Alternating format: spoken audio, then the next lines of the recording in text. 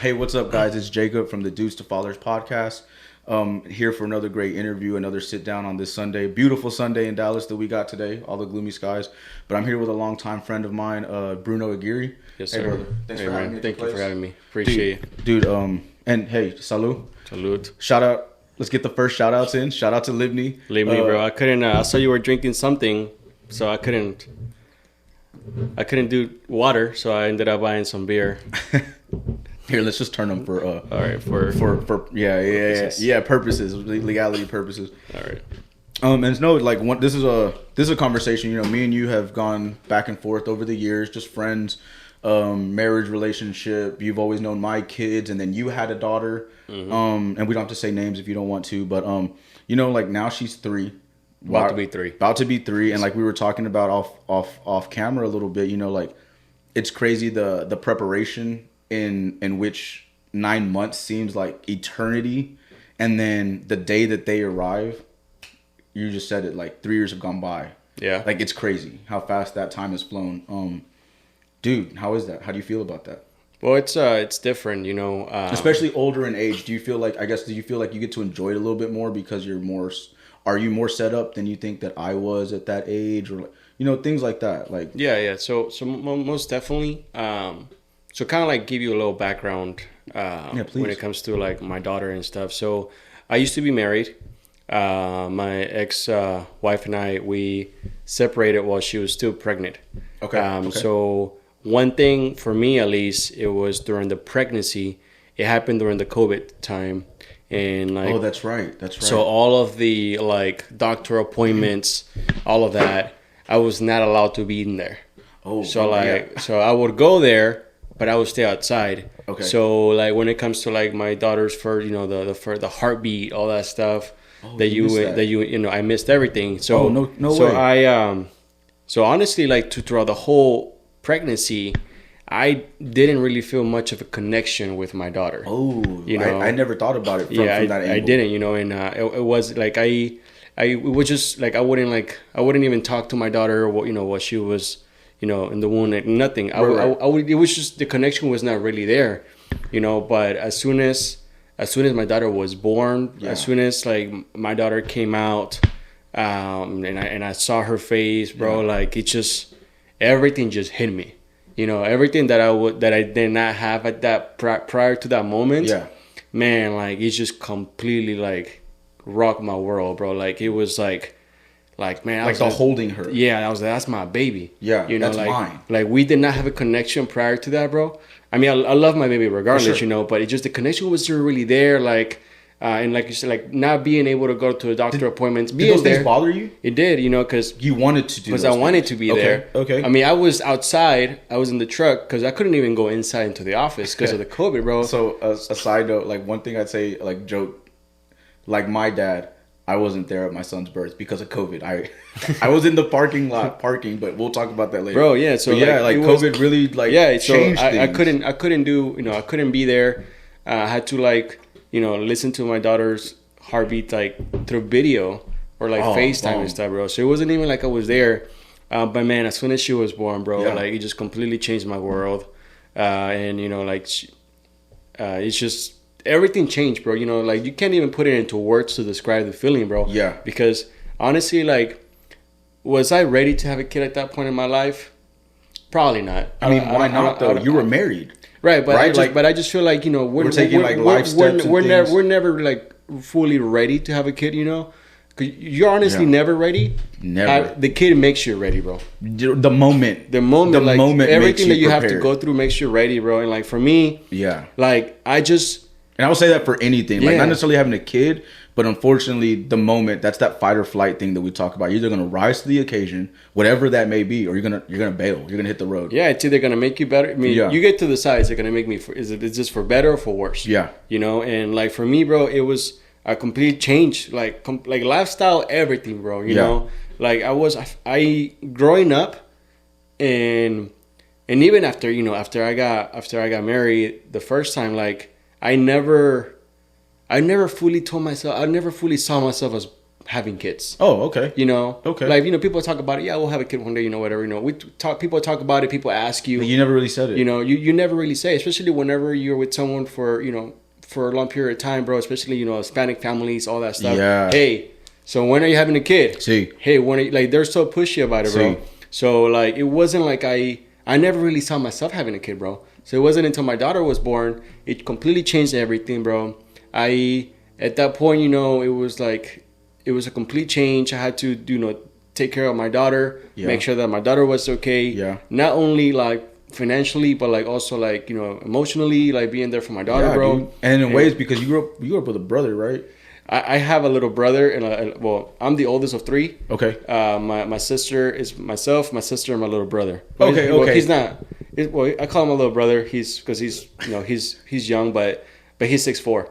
Oh, you're right. The one that plays in Arlington. Right? Yeah. So he's not, you know, he's actually bigger than me, but you know, it was just you know, it was, I mean, completely changed everything. You know, at that point, you know, I asked that because I didn't know you had a sister. So like to know like where that having to learn to like maybe love a girl differently or something like. But you know, you have a sister. I didn't realize you had a sister. Yeah, I have a sister, bro, and that's why I asked that question. Yeah, I have a sister. She's also married. Well, she's married, and I have a. Yeah, she's also no. She's married. Yeah, she's married because I'm not married anymore. But she has a, you know, she has a baby. My nephew. My daughter was the first girl in the family. Sorry, love. And my nephew was the first boy in the family.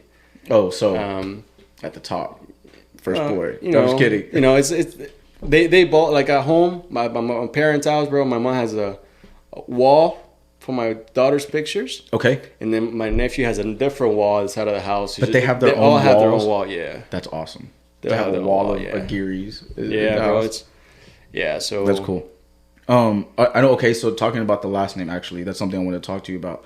So you, I feel like this is kind of important because where I was talking about with like dads and last names and moms and last names, this is something that's new to me. That like where we come from, like our Hispanic roots, you carry the mom's last name and the dad's last name. For, the dads and moms. Dads and moms. Sorry, you carry them both for just like origins and stuff like that. Know where you come from, know where your family and everything like that.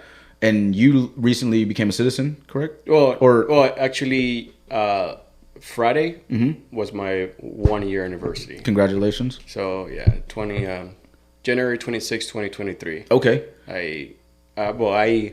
That's when I did my oath and stuff. So, Got you. Well, nice, very nice. And you mentioned to me that you dropped one of your last names, your mom's last name, right? Yeah. Well, why? The reason, honestly, bro, the reason why I dropped my mom's last name, because, you know, like, yes, legally I had two last names. I was born in Peru, and, you know, South America, even Mexico, I believe they both have both last names. So coming here, bro, and when I enrolled in school, high school and college, I was enrolled only with my dad's last name. Right, Aguirre. So yeah, so my mom's last name was never anywhere on paper. How do I know your last name then? How do I know your mom's last? Because I said it to you. I can't say it. Oh, because it's on Facebook. Okay. I don't have my I don't have my legal last name anymore on Facebook. I have the one that I took off instead. It's so that people. Okay, if you know, you know. I've had some stuff. Yeah, I had some stuff with work related. People looking me up and stuff that. Yeah. So. And so just a way to be on the web, but like differently. Okay, no. Cool. Just wondering. So the main reason why I did it, bro, is because a lot of people, especially people, you know, here in the U.S. that don't know about the two last names.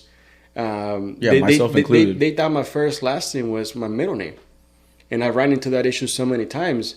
And in my head, I'm like, bro, like, it's a last name. Like, what would you think is my middle name? But then again, people do that sometimes. Well, but see, then there's a weird aspect of, like, we have other ethnical people that can carry two last names, and it doesn't get talked about, right? Like, Antonio Rogers Cromartie, the cornerback in the NFL. Rogers Cromartie, like, he got two last names, but he's a mega superstar, so you say both last names. You know what I mean? Yeah. Like, we're nobodies. So, like, but do you have a middle name? No, I don't have a middle name. So that's the other So people thought confusion. That was my middle name. Because, like, I know my mom, when she got married, she was only Francisca Mesa. She got married and became Francisca Mesa Marin. We in America got rid of the last name, but it just moved. Some people do that because they want to keep there, but they actually make it their middle name. They make it their middle name. Mine was not my middle name. Yeah. So people thought that was my middle name, and it created some issues. Also, did you create issues going through like the process? No, not through the process because they understand like customs and they understand prior to that, all my paperwork had my two last names, but it was both listed under my last name. So nothing in the middle name. So funny story is the reason why I changed it, or one of the reasons why I changed it. That was funny. Is because I work. I used to work for a company before that you usually at work your emails are your full name at blah blah blah. So your email was hella long. No, bro, they couldn't write my email because there was not enough letters. It didn't fit, bro. Like so, I was like, dang, but I've heard from like other ethnicities as well. There aren't like of lighter skin color that like whether their last name be or whatever, like they run into those issues. Like my name, and that's only my last name. Like it's just that long of a name. My first and last name are so long. This and this and that. Like that's so. My name's Jeff. My name's Mike. Like weird things like that. So now it was so long, bro. And then plus the email and everything. They had to kind of like make some changes. And even then, like now, like some of my like before, like for the banks. Like my debit cards and stuff like that, bro. Some of them are missing like one or two letters of my last name because it just couldn't fit everything. So at that point, I was like, you know what? I can't change my dad's last name because my high school diploma, everything my college says diploma is with my last name. Yeah, right. So everything has ever been with that last name. So I was like, you know what? I've never used the second last name, and just to make make it easier for life. Make life a little bit easier, bro. Yeah. Because, I just didn't like people thinking, that was my middle name. For sure. Because, I don't have a middle name. And, and there's nothing wrong with people putting, last name as a middle name. But for me, I was just like, you know what? I don't want to deal with it. No, this is something we were just talking about. And all of this being said, because recently the wife and I, we were talking about, we went to El Paso for Christmas. And we noticed all the kids running around, but then noticed that hey, they don't have your dad's last name. Hey, they don't have your dad's last name. Like, why? Because they all had daughters who got married, and they have sons or what have you, but it's the dad's last name. And so I had brought it up to the wife, like, hey, what if we added your last name, Pina, to our son? Because in talking about that too, on our end, I have another guy cousin on my dad's side. I have 4 girl cousins. But for certain circumstances, 2 of them are gay, or one's fully gay. The other one is bisexual, and the other one, we won't get into that right now. But she's bisexual as well. But her kids were taken from her, and so she does have 3 boys. They should be Ortega, like me. But they were adopted by the grandparents, so they have their last names of Garcia. So, and just thinking about last names and culture and trying to protect our legacies and just our knowing more about our history and stuff like that. I find it interesting that you dropped it, where I'm over here maybe trying to add a name just for cultural reference and so we know and so we can pass those names down. Because too, and then talking to her aunt and stuff like that, we did clarify, no, brothers over there, they have sons, there's piñas, and okay, cool. So we don't have to do that for our son. But it was one of those things that on my dad's side, my son is the only bearer of the Ortega name. I have 3 daughters before him. I had to, my second one, when she was growing up, was always nah, Dad, I'm gonna make my husband keep my name. You're gonna have an Ortega regardless. But that was before I had my son. And so I just found that interesting. I just wanted to know the reasoning behind that. But that makes sense. Honestly, simplicity, make things a little bit easier. You could slide that into your middle name, what have you. But it's just easier to drop it at the end of the day. Yeah, I mean, and also, if you think about it too, for example, on my mom, she only had sisters. Oof. So, but in Peru, it didn't matter. Because regardless, they're gonna have that second last name. You're gonna carry that name. Yeah. So and for me, for example, when I came here to the U.S. and just because that mentality that I have over there in Peru, if you marry somebody, your spouse, they don't change their last name. they still keep their last names. As you know, they keep their mom, their dad, and mom.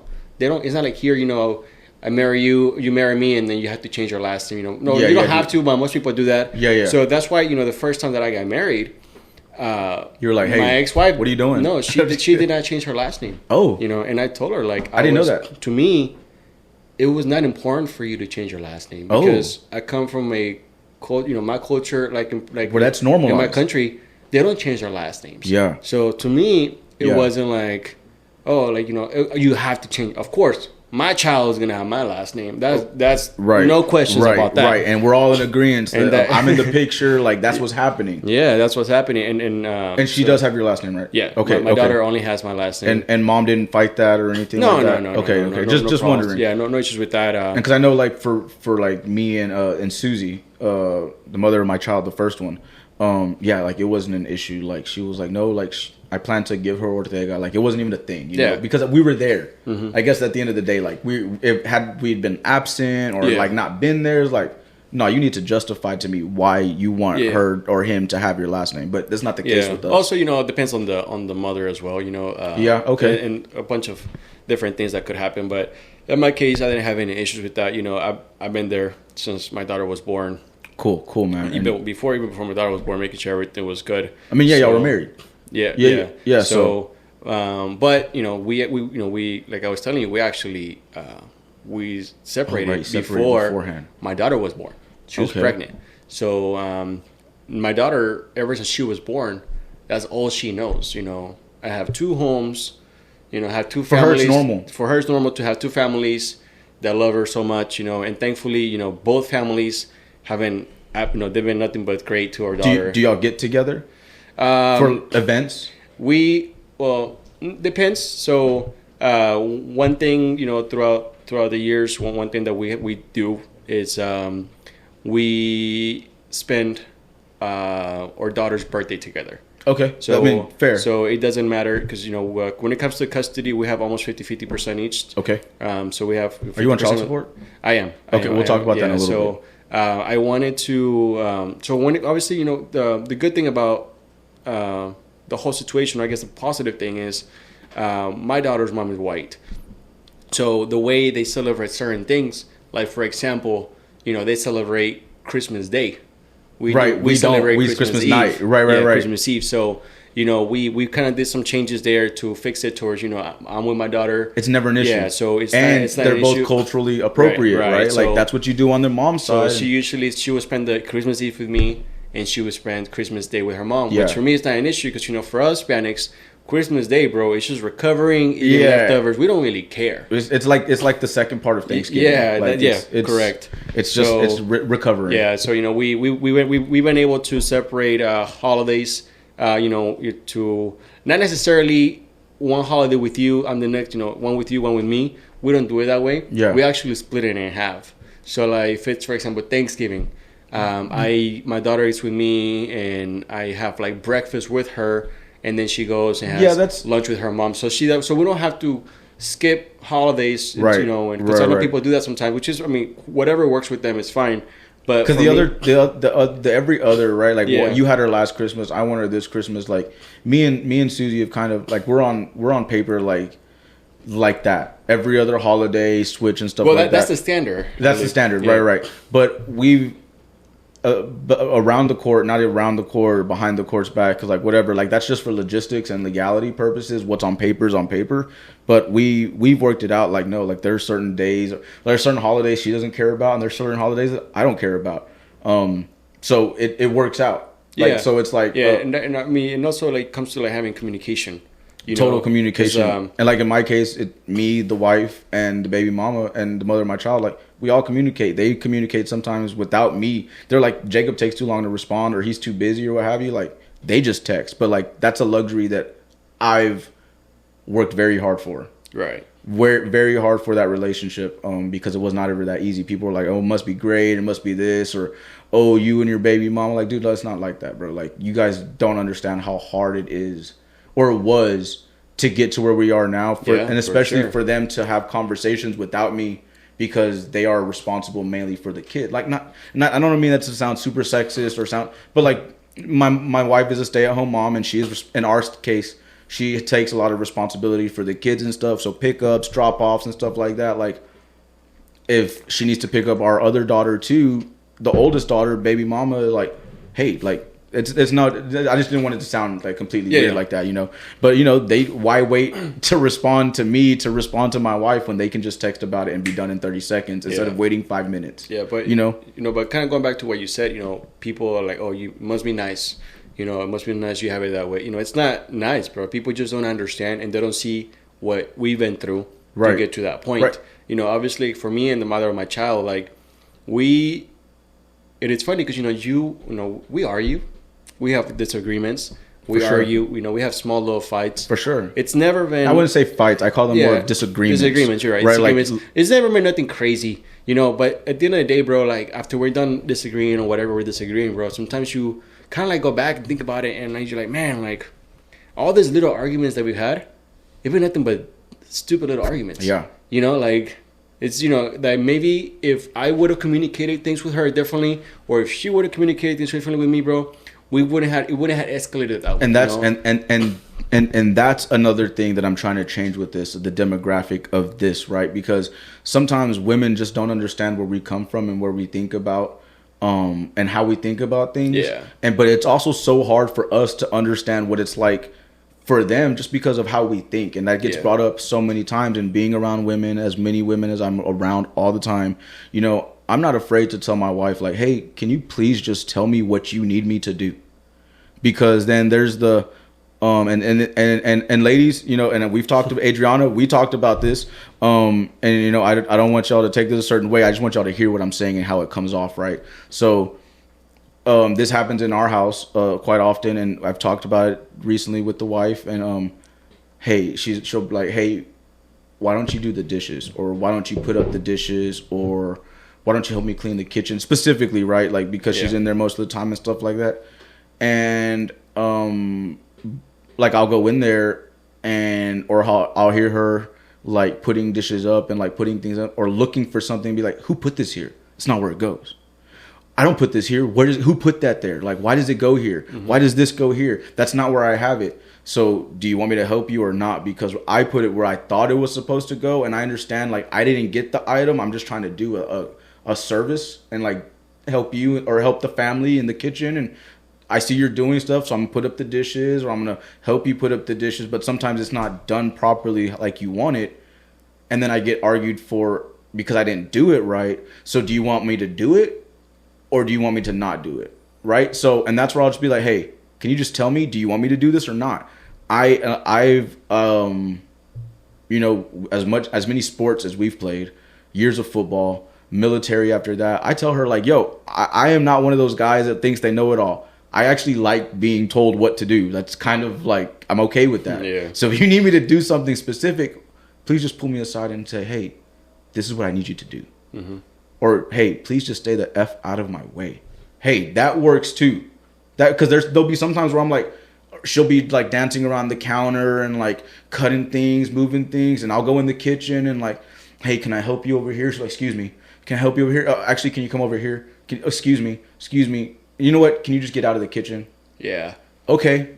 You know what? So there are fine lines like that where I'm just like, dude, like, and I just use that as an example so that when we talk about other things, relationships, divorce, we're trying to change that demographic of, I want to help you, but women, please sometimes just tell us this is what I need done and how I would like it done. Because if your husbands are like us, or or at least your guy is around like us, they don't mind you being open with them and telling them those things. But when you just expect things to be, how am I supposed to know that? Yeah. And how am I supposed to know that? Good thing about it, the good thing about, you know, what you're doing here with the podcast and everything, sometimes we are doing things and not necessarily the correct way, but if our spouse, if our boyfriend, girlfriend, whatever, is telling you, hey, you know, don't do it that way, or they're telling you something, but you don't seem to understand what they're trying to tell you. Yeah. Until you actually see it from somewhere else or hear somewhere else. So, right.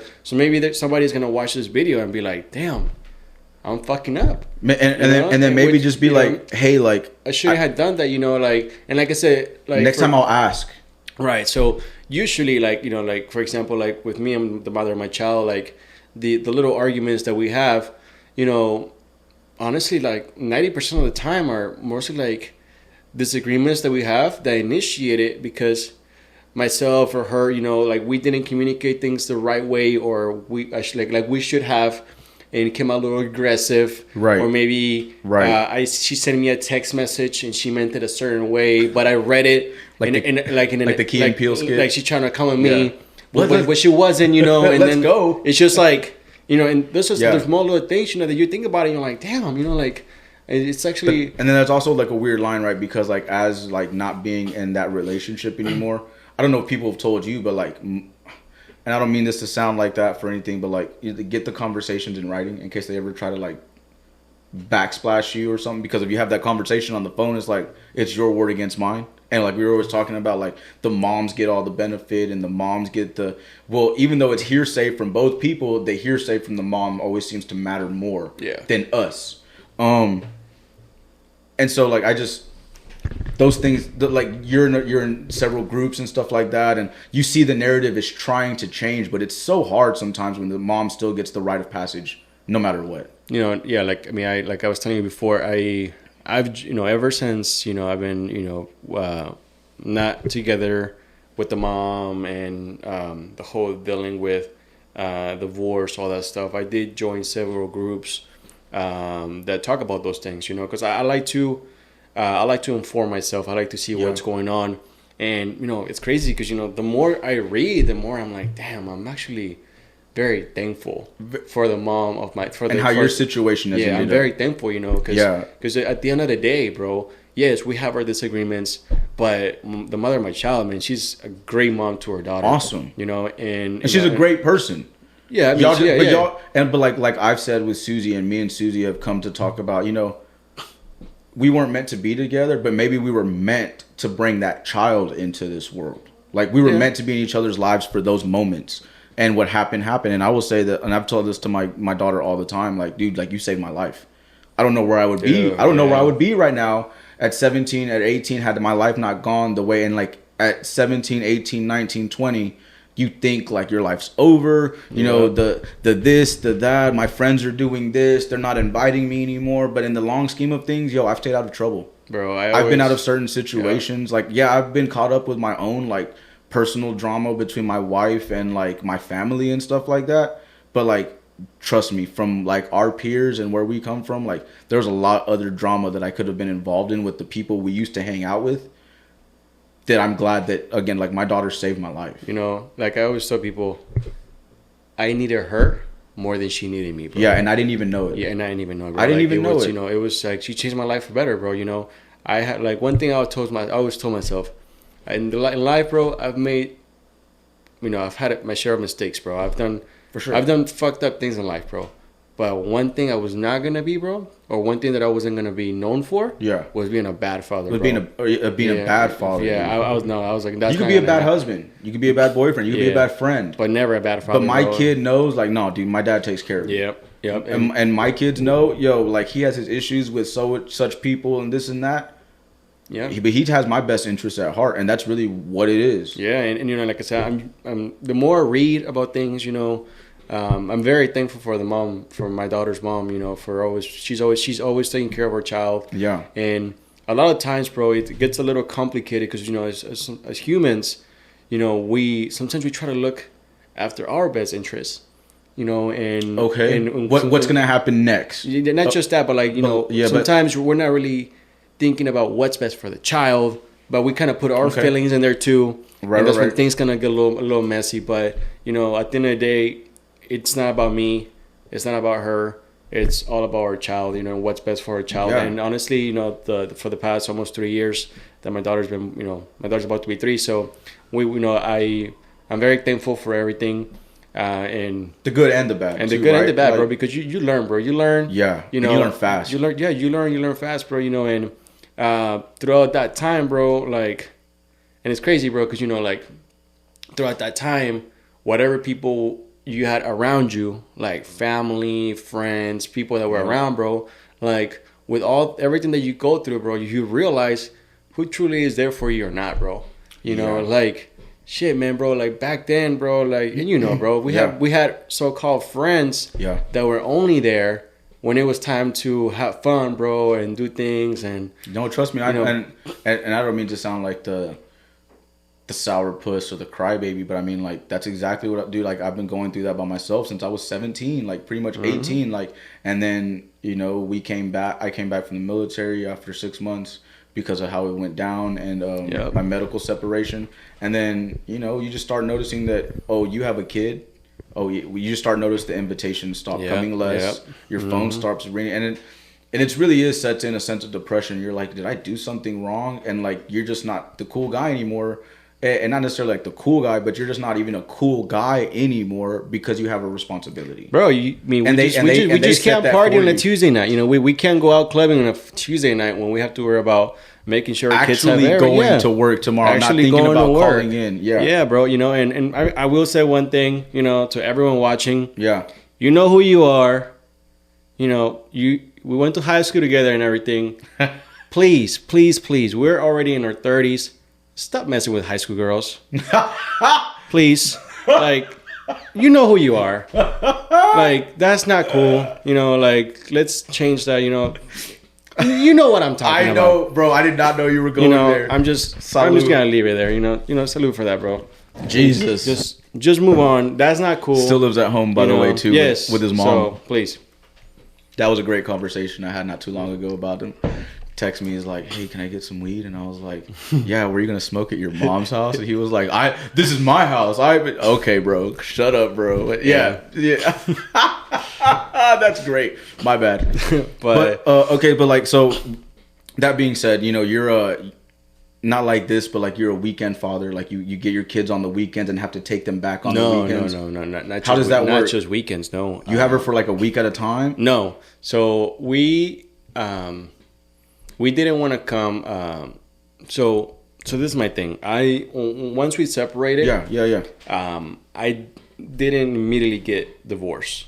The reason being is because I wanted to save money. The paperwork, all that stuff. So what I wanted to do initially is I wanted to make sure that we had a agreement when it came to custody and the time. Yeah, because if you walk into court with that stuff, cool. If you guys don't know, they make the rules for you. Right. So I wanted to in case you guys don't know that either. If parents divorcing, whatever, you guys can be mad at each other for whatever have you. But if you can agree on the terms for your kids, when you walk into the courtroom, if you don't, they will make those decisions for you, and there's nothing you can do about it. But if you can at least be amicable for 10 minutes and talk about this and that and this and that and what's really important to have on paper for what weekends, what holidays, or I don't care about those, or I don't want to have them all. If you can agree to those things before you get to court, it makes life a little bit easier and a little less expensive, because the more you're in court, the more money it costs. So,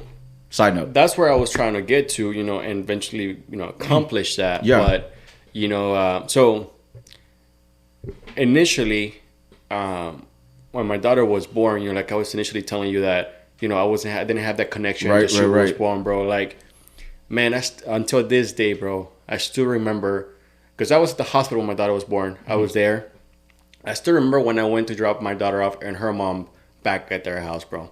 And I'm glad you brought this up, because I want to ask you about that. But what was that feeling, bro? Like me, bro, dropping off my newborn, bro. There with her mom, which doing the safe, right? Like the driving 20 miles an hour, bro, making sure you hit no potholes. It's the scariest drive. Not just that, bro, but like, even when it comes to buckling them up, bro, like when you want to buckle, there's car seat and everything, bro. You want to make sure you're not like choking them. Like, are you okay? But we don't realize that they were just compressed into those little mattress that came out of a box. Especially when they got a burp, like you gotta, you gotta get in there, bro. Yeah, bro. So it's all of that was new to me. Circle up, really get that burp going. Dads, in case you don't know, circle up. Yeah, bro. That thing. I don't know why the up really works, but that will instantly. Yeah. So when I dropped them off, bro. I dropped them off, and the whole because at that time, they were staying in Carrollton, and I was living in Arlington. Okay. So dropping them off, bro, and like just leaving my newborn there, bro. Like, I cried the whole way home, bro. Yeah, dude. Because, to me, I was leaving my daughter there, like... Yeah, dude. Like, I was leaving, like, part of me, At that point, she instantly became my world, bro. Like, so I was like, I didn't want to leave her. And then you were at the hospital, I'm assuming, for the 2 days after. For like the 3. I was there the whole time, bro. And then to have that stripped, like you were going to jail or something, straight from your life. Yep. And which, But it's not something you thought of during the separation, but it's also not a reason that you should stay together. Right. Like, so I always tell people, it's a bittersweet moment. Right. So like I always tell people, in order for you to make your kid happy, it all starts with yourself being happy. Okay. If you're not in a good spot, if you're not happy with yourself in a good spot, you can't give your 100% to your child. You know what I mean? Like, you can't give them what they need or deserve from you. That's interesting, because you have to be in the right at the right place, bro, with yourself and everything. So because if you are going through some stuff and you're not in the right spot at that moment, bro, you can't. It doesn't matter what you do, bro. You're not gonna be there. You're not gonna provide and do 100% for things for your kids, bro. Like you wanted to. You're still unfocused. Yeah, you're still unfocused, bro. For me, to me that was the thing, and like at that time, I wish I wouldn't see. I wish I had my kid 50% of the time. Of course. But her mom, and I completely understand being a new mom, not wanting to get away from our daughter. We talked, and I was like, hey, how can I see my daughter? Good. Right. And when, when. So was she breastfeeding? No, it was formula. So it helped out. It helped out. That helps out, yeah, because like my oldest is like, okay, I don't like when she was going through her things, like, it's fine, just bring her to me. So whenever that happened, a lot of people told me, hey, you need to fight for your rights, you need to do this. And to me, bro, I didn't want to fight. I've never wanted to fight with my daughter's mom. Yes, we've gotten into arguments. Of course. But the intention has never been like, hey, I'm gonna go fight you. Of course. And I didn't want to do that, bro. And my daughter's mom didn't want to be away from her daughter for too long. Of course. So she was like, hey, I can only let you see our daughter 1 hour, per week. And I remember those times. I remember when you would drive to Carrollton, like, yeah, I'm up here. Like, she called that I could come see her. I'm up here. Yeah, so I would come, bro. I would drive from Arlington to Carrollton, bro, like 1 hour. I would pick up my kid. And at that point, I can't take my kid anywhere because she's a newborn. And I don't have anywhere to stay at around. Right. So what I would do, I used to drive across the street from their house to a shopping center. I would park my truck and I would jump in the backseat with my daughter, bro, while she was asleep the whole time. And just be there. Just be there for 1 hour, bro. Guys, you don't even understand when I say this all the time. I've said it in almost every podcast. Mm-hmm. Just be there. Like, I can't stress that enough. That might be something I just start putting on the podcast, like, as a slogan or something. Just be there. Because, like, she means, like, she was asleep the whole time. She means no harm. Yeah. She means nothing right there at the time, like, needing nothing. The mom means no harm. It's all a good intention. Mm-hmm. She's like, you know what, let me get an hour rest or clean some things up. What have you. Thanks for the time. You're benefiting. She didn't have to look at you, but you know that you were there with your daughter, and the daughter, while we think doesn't know, she smells you. She knows who you are. She heard the music. She felt the truck. Like, she knows that you were there. Yeah. So it matters. I did that initially. That's how initially it was, bro. And whenever I used to do that, people people around me, friends, all that stuff. Does she know you used to do that? Like now, or is she gonna hear about that on here? What? About how, like, you just would pull into the parking lot and chill in the truck? Well, I think I have mentioned her. It's not good or bad. I'm just wondering. I think I mentioned her that I was in the truck up across the street. But then at the same time, bro, I had nowhere to go. I have 1 hour. I live where an am hour I gonna, away. Where am I gonna go? Yeah. She can't play at Chuck E. Cheese. I can't just take her to the park. Yeah. So all I can think of, bro, is just being in the backseat of my truck with my child, enjoying the moment, enjoying the time, bro. Good. And people around me, bro, plenty of people told me, hey, that's not right. You need to fight for your rights. Your child needs to spend more time with you. But wait, what's not right? Like your visitation? Like, only being able to see my daughter for 1 hour. Got you. And I was like, you know what? Like, I'm not going to listen to anyone talking in my ear. Mm-hmm. I'm going to deal with this directly with the mother of my child. Yeah. And like I told her, from the beginning, I was like, I'm going to work with you. Obviously, like, this is new for both of us. I want to work with you. For sure. And, and I did that, bro. And that 1 hour turned into 2 hours, 2 times a week, you know, and it started progressively getting better, started gaining more and more time, you know, gaining that trust, more and more time, bro. And then, you know, and then one day my daughter started, you know, spending the night with me one night. Man, and you know, you're like, this is great. Yeah, and it just started progressing from there, bro. And honestly, the way I see it, bro, like, I'm very thankful, bro, that I decided to do things the way that I wanted to do things with her mom, instead of listening to anyone else. Just because, bro, like, yeah, I could have gone to court, I could have fought her, you know, but God knows how that relationship between her and I would have been so bad, and I just didn't want things to get bad, bro, you know, and like I just wanted to. At the end of the day, I wanted what was best for our daughter, and I was, you know what, like, and it hurt, bro, not seeing my daughter, you know, not waking up, seeing my daughter, you know, every other day, like, it just hurt. So, but, you know, I started gaining that trust, gaining that time, bro, and then she started spending with me one weekend, and the one day, and then the whole full weekend, and then we kind of got to the point where it was, okay, almost 50-50. Yeah. It was almost 50-50. We did end up going to because you have to in divorce court, like you have to. I ended up having to get an attorney, and she ended up having to get an attorney. Things got a little rocky for a little bit, because to me it was like, I want to make sure that this is on paper. To me, when it comes to my daughter, bro, I don't fuck around. It has to be on paper. It has to be on paper. You know, regardless, I want it to be on paper. Now, if we're gonna make, like you were talking about holidays, you know, changing holidays sometimes. If we're going to make some changes after, we can do that off record. You know, make some changes, talk about it. Talk, bro, but get in the court, get out, because they're going to eat your money up, and they don't care. They do care about your best interest. Let me rephrase that. They do. But at the end of the day, it is a job for them, and they have to charge you accordingly. And the longer you're there, the longer. So again, if you can get on a good agreement term before you get in there and have those things ready, it helps. You know, and the funny thing, bro, is that we didn't know the process. We didn't know the steps that we need to take to get divorced. I mean, I don't either. And then you have people talking to you in your ear, you know, on both sides, telling you, no, you shouldn't be doing that. You know, you should be doing this. No, what he's paying you for child support is not enough. You can get so much more money off him, which is BS, bro. People don't know, and people just like to talk out of their ass. It's 20%. You know, it's 20%. Women, after taxes. Women, I don't care what you think. I don't care what. It's 20%. Yep. You have another kid with him. It's only 18%. You're not going to get 20% twice. That's not how it works. Yep. You're gonna have another. But also, men, watch out, because that's how women get you. They have one kid with one dad that has to pay 20%, one kid with another dad that pays 20%. But if they have the same kids, it's 20, then 18, and so and such and so and such. And if you have a second job, they are not allowed to take away from your second job in which the father is using to make up for the funds. They're not allowed to do that. I know, found out the hard way. Well, I'll get into this story, revelations of like my personal life and how I know these things with my father and my mother. But yeah, it's a joke. People think that like you're gonna get this money and this and that. Yes, you will, but you're also missing out on more opportunity, because then that's all the money you're allowed, right? Yeah. So if they say it's $500, that's all you're gonna get. You better not come to me to ask for shoes. You better not come to me to ask for groceries. You better not come to me to ask me. That's what you wanted when you took me to court.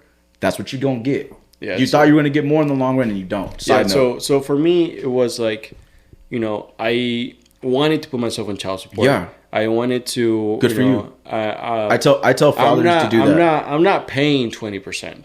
I'm actually paying more than 20%. Good for you. Because, you know, obviously 20% is what the state tells you to do. That's the state. Now, if you come into an agreement to pay more than that, you know, that's an agreement that you can go to the court. Or in my case, I paid less than 20%. Yeah, right. Because me and baby mama. If there's an agreement, you know, it's the agreement. But if there's no agreement, it's 20%. It's 20. And again, that's what we're talking about. If you guys don't have any stipulations or anything set up going into court, they're going to tell you what it's going to be. Yeah. So for me, it was more like, honestly, bro, I don't care how much I'm paying. Yeah. How much do you need? I'm not looking to like lower what I'm paying. Like how much. I'm not looking to get out of things. I just want to make sure my daughter is good. Yeah, and that's been my philosophy. I like what you said though, because now that I'm older, I've talked to more dads. What you said, like putting yourself first will make you, like if you're happy, it rubs off, and your kid will see that. You know, that wasn't always my mindset. That until you said that wasn't my mindset growing up. Like having kids, honestly, my mindset has always been like, through misery, through bad, whatever. If I know if she needs something, I can provide it to her. If my baby mama's okay, then my daughter's okay. Then by nature, I'm okay. Yeah. Right? But I've always taken it with like a grain of salt. Like whatever that meant, the bad, the good, the hard times. Like, you know what? I work 3 jobs right now. Like it sucks, but you know, I'm not there all the time. She is.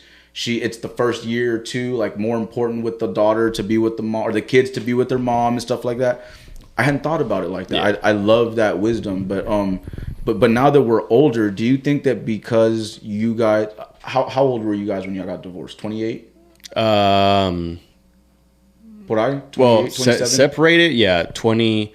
My daughter was born when I was 27. Okay. So and we separated about 3 months. Yeah, a little over 3 months prior to. Do you think that because y'all were already nearing 30, 27, your mindset's changing, getting ready for 30 and all that stuff, like, do you think that's why it was a little bit more amicable, like a little bit more softer in the split and the divorce? I know you had a rough patch there for a little while, yeah. but other than that, like, couple of months of like hardship that you went through, do you think that that's what made it a little bit easier just because y'all were older? Well, yeah. Well, I mean, I was 27, but the mother of my child was already in her 30s. Oh. So yeah, she's 4 years older than me. Okay. So we were definitely more. We were more mature at that time. Got you. And I guess she handled it a little bit more maturely in situations that we might have still been 27 years old. She's like, hey, like, I just don't want to deal with that or what have you. Like, let us be just, mad. I feel like she's very mature. She's cool. Very mature. She's very responsible with everything. But like I said, sometimes, man, just people talking to you in your ear, people get in the way. People get in the way, bro. And sometimes, we can be as mature as we want, but if somebody's telling you, oh, you can get all this money from him, or you can do this, that starts rubbing off, bro. And it's kind of like, no, just, like I did, like in my case, bro, I was like, I'm not going to let anybody tell me anything or what to do. Yeah. I'm going to do what I think is best for my child. And that's what it is. So when it came to, like the custody, before we even did the whole actual divorce paperwork and make it official, okay, we were already almost at 50-50. So pretty much, we both get every other weekend, Friday through Sunday, okay, every other weekend. And during the week, I get Monday, Wednesday, she gets Tuesday, Thursday. And then whoever has her the Friday. That weekend, that's their weekend. And then the next week I get my daughter. Yeah. So it's almost 50%. On top of that, I take my daughter to daycare Monday, Tuesday, Wednesday, Thursday. I go and you pick her up in the morning. If you don't have her, like you'll go pick her up. Yeah. Awesome. I go to my daughter's to her house. I pick my daughter up, take her to daycare. Yeah, bro. Like I said, I've always your daughter does not know anything other and it's normal. Yeah, mom's there. I see dad every day. Yeah, almost every day. Every day. But both of my parents are there, and like I said, I'm sure that there are times when they're like, hey, I'm not feeling well. Can you take her a little bit extra? Yeah, no problem. Like secretly when Susie says things. Actually, Susie was sick all this week, so Chris was with us all week. No issue. They go to school together. No issue. Whatever. But secretly, I'm like, yes. She doesn't have to leave my house this week. And then we're like, because I don't care how long I've been a father. I don't care how I don't even know when she's 18 and can leave my house by herself. Bro, the dropping her off and the leaving of my house, it kills me every time. Yeah. It kills me. I don't care how long I've been doing it. That's my baby. She's my firstborn. I mean, they all have special deep parts in my heart, but it's something about that drive, and you're just like, man, I don't want to. And I know Susie, I know you do the driving and you pick her up because you work on this side of town and everything. No disrespect like that, but like the drive and like the action of her leaving my door and stuff, it kills me sometimes. Yeah. So, but also the cool part about it is she's 12. She'll be like, hey mom, I miss my sisters. I'm gonna go over there for a little bit, and she's like, cool, I'll pick you up. Call me when you want to get picked up. Awesome. Like, and those are the things we tell her, like, because child support this, and our parents always told us like, this, no, you can't go with your dad this week, and I don't care whose birthday it is over there. No, you can't go because like I wasn't invited, so I'm not going to take you. But your dad can't come get you because it's my weekend, right? Yeah, no. And she'll be like, no, like I miss my sisters. Like I want to go see my sisters. Yeah, So I mean, like I said, cool. we've always talked about that too, and when it comes to a daughter, we put her first. So like for example, this is my weekend. Yeah. My daughter was supposed to be with me right now, but her mom was like, hey, our daughter got invited to a birthday party. Cool. So I went, dropped her off. She's with my daughter now. She's going to keep my daughter, the rest of the day because, the weekend's almost over. But it's fine. Birthday party. Yeah, if I have a birthday party and it's not on my weekend, hey, as long can as I get my daughter for 2-3 hours? Being there and communicating, talking about it, those things aren't impossible. Like, it's not an issue. But it takes a lot to get there, bro, But when you do it the night before... Yeah. The day before, out of spite, I sometimes want to say no. Not that I'm that person. I'm just kind of speaking for dads. No, luckily I've never had that issue. We communicate. We try to communicate as best as we can. But I can see why in those situations the parent wants to be spiteful and be like, "Oh, well, actually, we have something to do tomorrow too." Like you don't, but because it happened so last minute, you don't want to drop the ball for what they want because they don't drop the ball for what you want. Yeah. But again, that communication thing, good, bro. Good. Yeah, bro. So and it's the I guess the not really funny thing, but like we already had an agreement, bro, on the days and everything that we're supposed to have our daughter. Okay. And when we actually ended up going to we ended up having to go to court and I ended up having to get an attorney. I wanted to do it without an attorney, but we ended up having to get attorneys.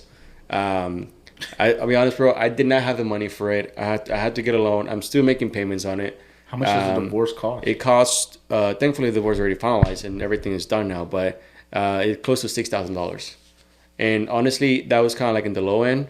A lot of people, because you guys were in good terms, honestly, right?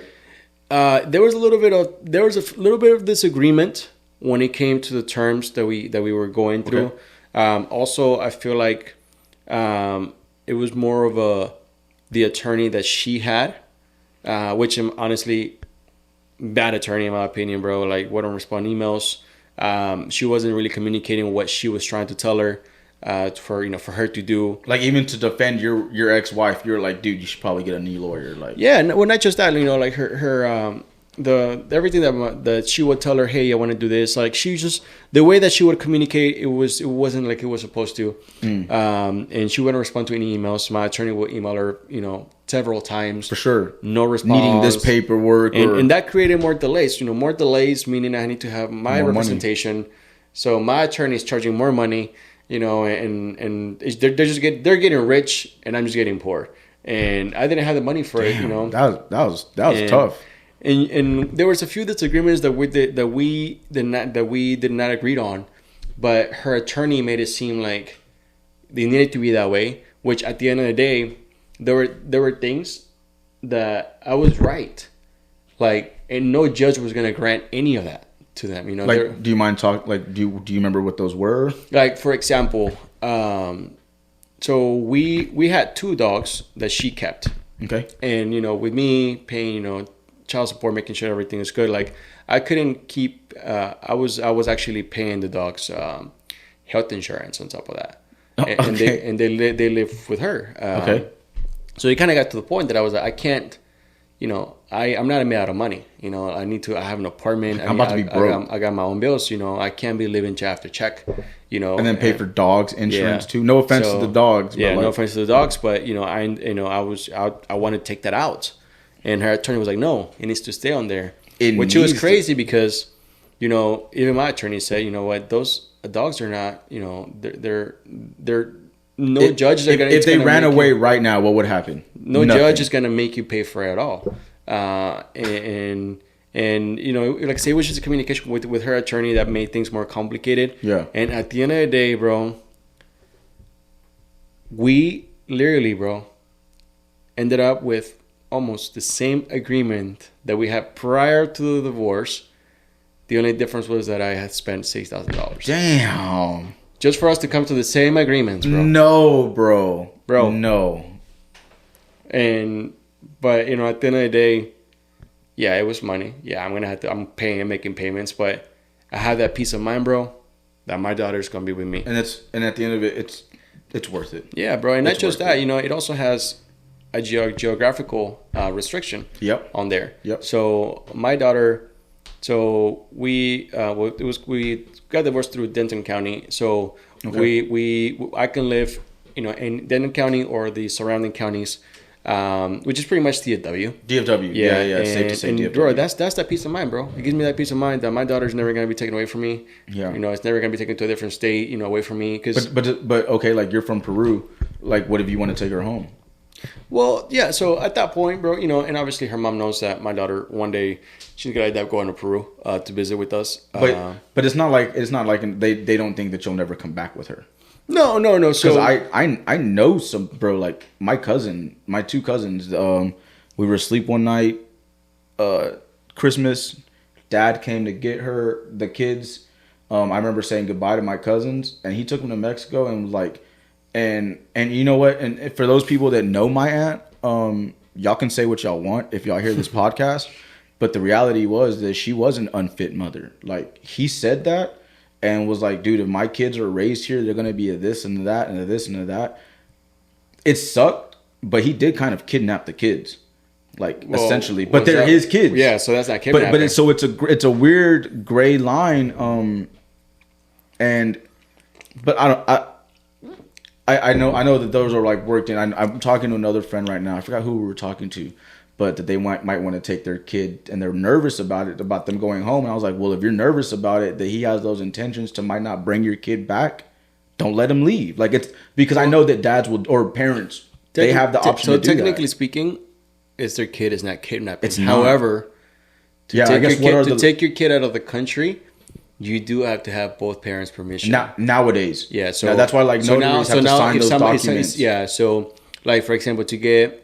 My daughter does not have a passport yet because honestly she doesn't need it. She doesn't need it. Yeah, I'm not even planning on taking her to Peru or anywhere right now because she's about to be 3 years old. And on a side of that, the countries over there right now are just kind of in turmoil right now. So she doesn't need to be there. Yeah, I just want to make sure that whenever she does all of Venezuela's here apparently, so like they don't need to be there. Like they're all here, bro. I didn't even know there was that many, bro. Everybody that I talk to that are Latino, I hear them with like an accent. I'll be like, ¿de dónde eres? Venezuela. ¿De qué parte? Maracaibo. Or este que otro. Like, from all these different parts of Venezuela. I know so many Venezuelanos now that it's crazy. Yeah, I know. Everywhere. It's like 2006, meeting people from New Orleans. It's like they just all...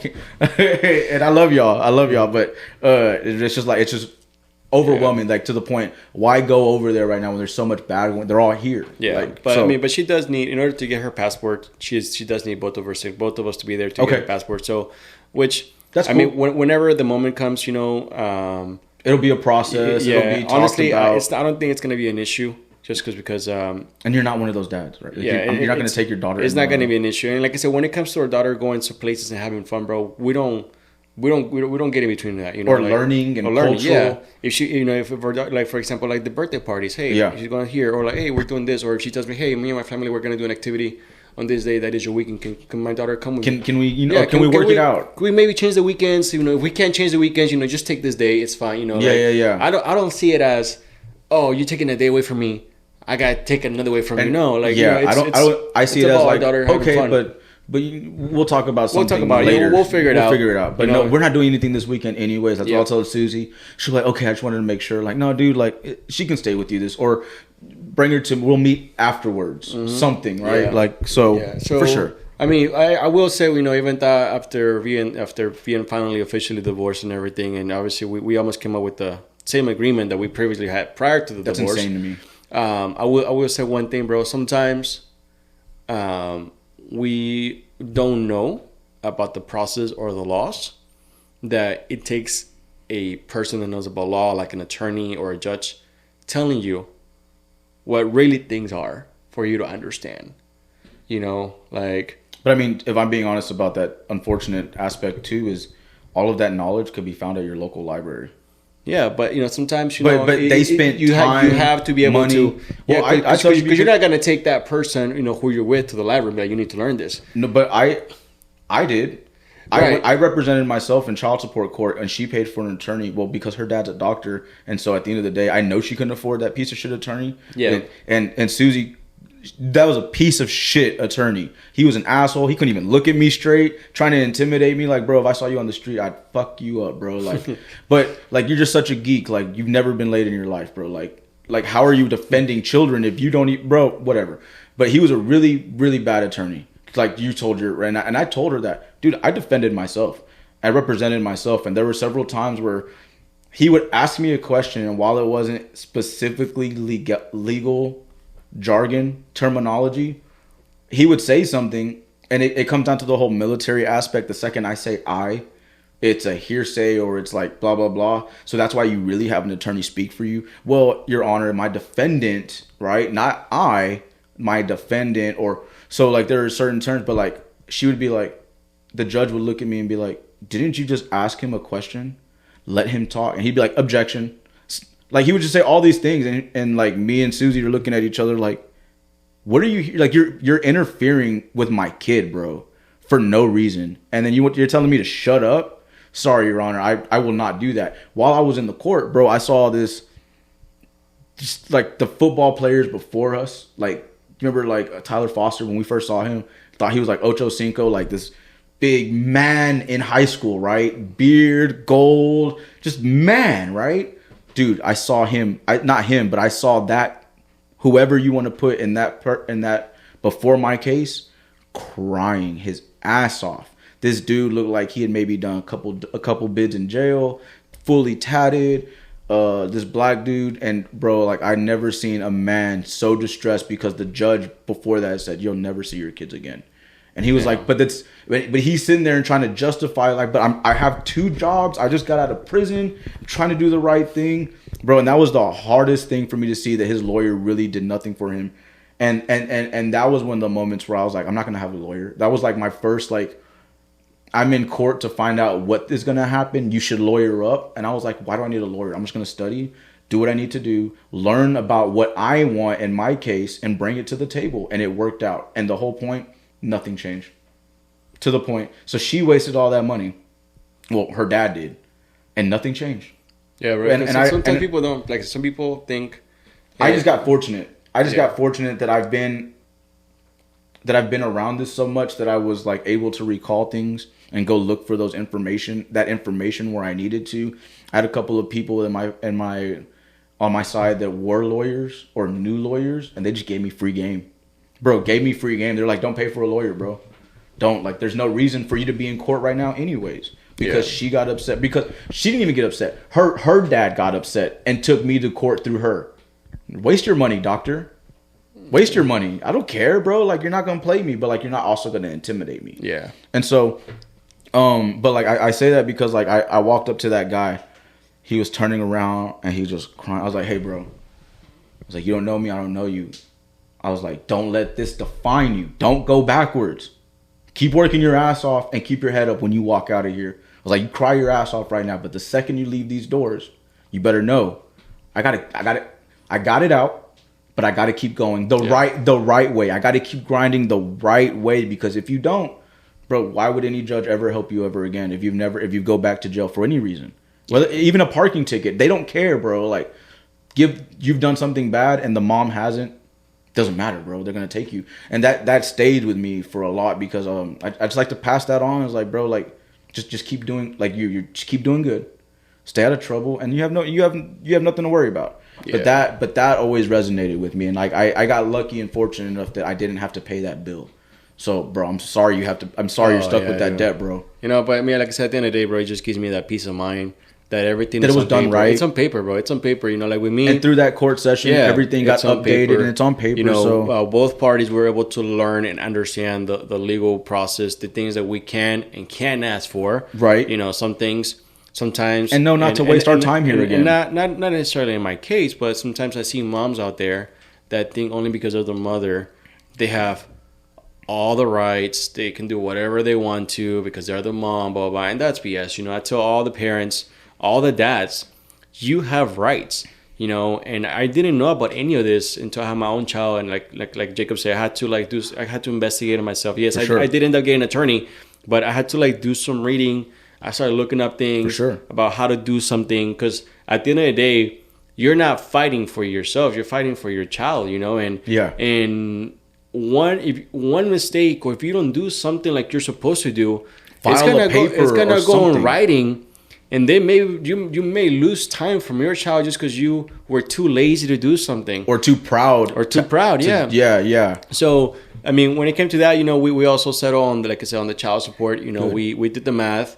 And They're like, okay, this is 20%, and I was, you know what, I'm not gonna do 20%. You know, we're gonna add a little more money to it. I don't like that. I don't like that amount. It wasn't a low amount either, but I was, you know what, I want to make sure that, because I don't want to take away from my daughter. Yeah. I was like, you know, and also the way I see it, bro, is her mom and I, we have both stable jobs. And decent jobs. Decent jobs. We both make about the same amount of salary. We both have our own bills. We all have our own places, you know. So like the money that I'm paying is pretty much paying for my daughter, you know, my daughter's daycare, my daughter's health insurance and food, you know, stuff like that. Because at the end of the day, we almost have 50-50. Yeah, at the end of the day, y'all could just split the bills down the middle. Like, hey, this month I paid child support. Sometimes people, when they do like when they do like 50-50, they don't do child support. Oh. You know, some people don't do that. Some people don't do child support because at the end of the day, you have 50-50. So I provide with my child, and it's 50-50. And it's not like I'm only seeing her, you know, 1 weekend every month. Can I tell you something? Yes. I've asked for 50-50. You can ask for it, but it has to be an agreement. No. Yeah, and it's never been agreed upon. Didn't know that. Yeah, because when you ask for 50-50, you are able to take away the child support. Learn something new, guys. Yeah. Learn something new. And I don't mean it like that, but like again, like you know, I could pick up my daughter whenever I want. I have her every other weekend, this and that. Like we're pretty much on a 50-50 schedule. Like there's 365 days of the year. Like she's with each of us like 170, like 130. You know what I mean? But but I have asked for 50-50. I didn't know that it would make the child support go away. I just wanted it on paper. But on paper, when it's 50-50, bro. But they didn't, like, they agreed to, like, I guess they skipped that part and like telling me that that's what would happen. Yeah. So of course I'm cool with it. I'm not salty about it, Susie. I'm just. If it's a true 50-50, you are able to request no child support because it's a 50-50. Yeah. Okay. You know, I feed her. When she's with me, I take care of her. Yeah. Like whenever we do the exchange, all she's gonna take is just her little her diaper bag, and maybe an outfit. The outfit she's wearing, and not even because you already have that with you for you know, she has her own stuff. Yep. So that's a true 50-50. And like in my case, it's kind of like that. But I didn't want to take away child support, you know, because at the end of the day, I'm paying for my daughter's part, and her mom takes care of her stuff. So I'm never gonna reduce my child support. Let's say I have a kid tomorrow. I'm not gonna go and be like, oh, I want to do 18. No, I'm not, because I'm not gonna take away from one child just for the other one. Right. I'm gonna provide equally for both of them, bro.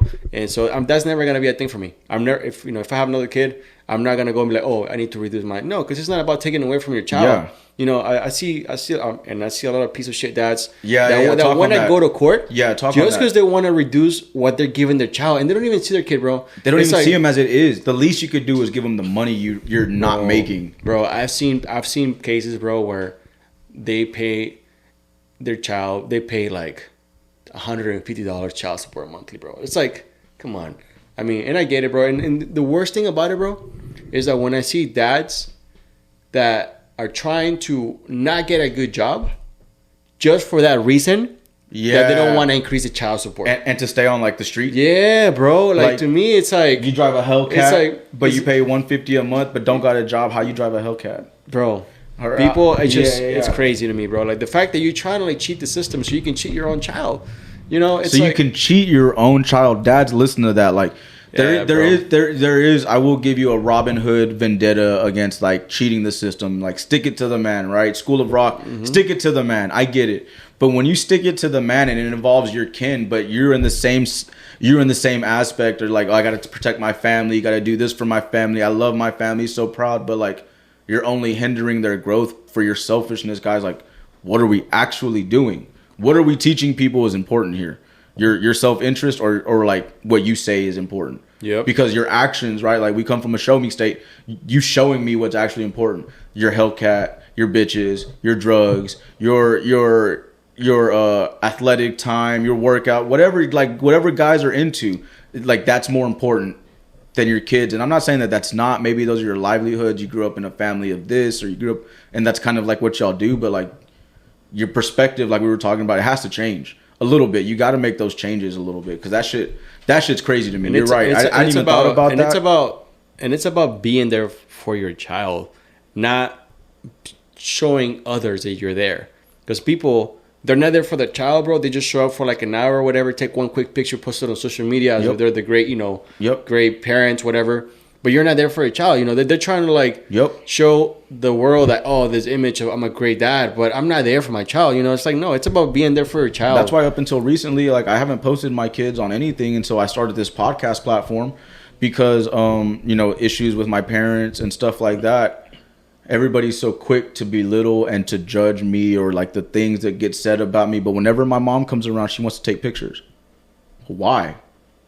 You're not a good mom right now. But you get to come to the grandparent event and take pictures and post them to your thing? No, ma'am. That doesn't get to happen. Like as a prime example in my life. And then, but meanwhile, when she does post, I still get the bad, like, oh, you needed this and that, your mother. And she's like, oh, look at your grandkids. They're so happy. They look just, I don't, as a father who's been neglected by their parents and this and that does nothing but infuriate me. Does nothing but infuriate me, because you don't deserve to post them. You don't get to have that prideful moment because you were in their lives for 30 minutes today. You took a picture and that moment's going to live, and everybody gets to talk. And like, it's not important, but it is. I don't want my people out there in the wrong limelight, right? Like, I don't want them just being out there as you came to see me so that you could take a picture today. And not just that. And then they wonder why. And then they don't have our kid is not showing that affection towards them. I get that question all the time. Mm-hmm. My grandma, the one that you dance with, she asked me all the time because of the situation that went down with me and my mom. You know, first off, why do you call her Francis? Well, have you asked her what she did to me? No. So then stop telling me to call her. Stop telling me what to do when you're not correcting your child. First off, grandma, correct your child.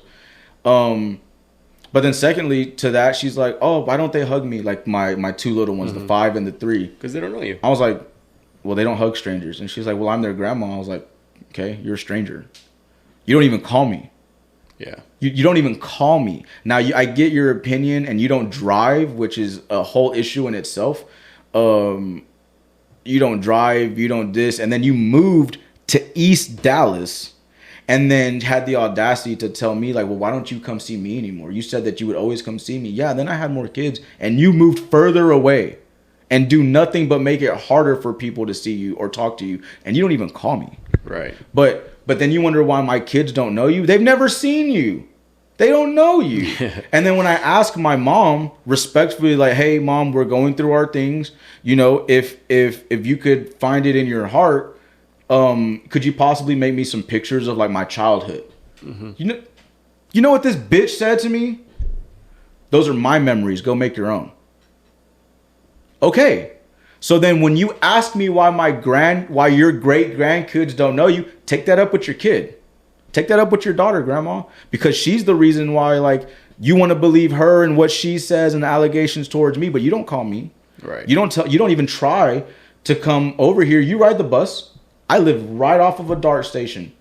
Come here and I'll take you home. But I have to go there and back when you live an hour away now, like, for no reason. And then you wonder why my kids don't know you. Right. You don't make an inclination of an effort to get to know them and just want to be like, oh, hi, take a picture. Fuck off. Yeah. Fuck off. Highly disrespectfully. Fuck off, bro. Like, you're not there for when I needed you, but you want to be there for the moments. Yeah, that's what I'm saying. No, bro, like, that's not cool. And that goes, and then we were talking about dads, but like those go to like my people and stuff like that too. But like, it doesn't have to be the father figure to like mess those opportunities up. It could be anybody. Mm-hmm. That's what I just wanted to bring it around to. But the whole picture aspect and I want to have this moment on record. Okay, well then how about you just be here in the moment with them? You don't need to. I'll take a picture for you. Don't worry about it. I might send it to you or what have you, or maybe I won't. But I'll show them like, hey, look, remember this? This was your grandma. You took this picture. Oh, I remember that. Like, it doesn't need to be all of that. It just needs to be intimate. It needs to be here and now. Just if you really want to spend time with them, stop worrying about your phone. Put it down and enjoy them in your arms. Yeah. Enjoy the fingerprints on your glass. Enjoy the screaming because it's not going to be here all the time. Right. Enjoy it. Don't take a picture. Like, what are we actually teaching people? But that generation, they don't want to hear that. They don't want to hear that. So, side note, tangent. Yeah, I mean, you can take a picture, but after you've been there and everything, like, you know, like, but not just like, not just for the moment because you showed up this year for the once a year birthday party. Yeah. Like that's different though. Like, hey, let's all take a family picture. Okay, we'll do your family. We'll do our family. We'll do a group family. Okay, cool. But when you show up just because, and you haven't been here for any of the 3 last year birthday parties, and then all of a sudden you're here, oh, can I take a picture trying to look cool? Like, no, bro, like, no, you can't. You can't.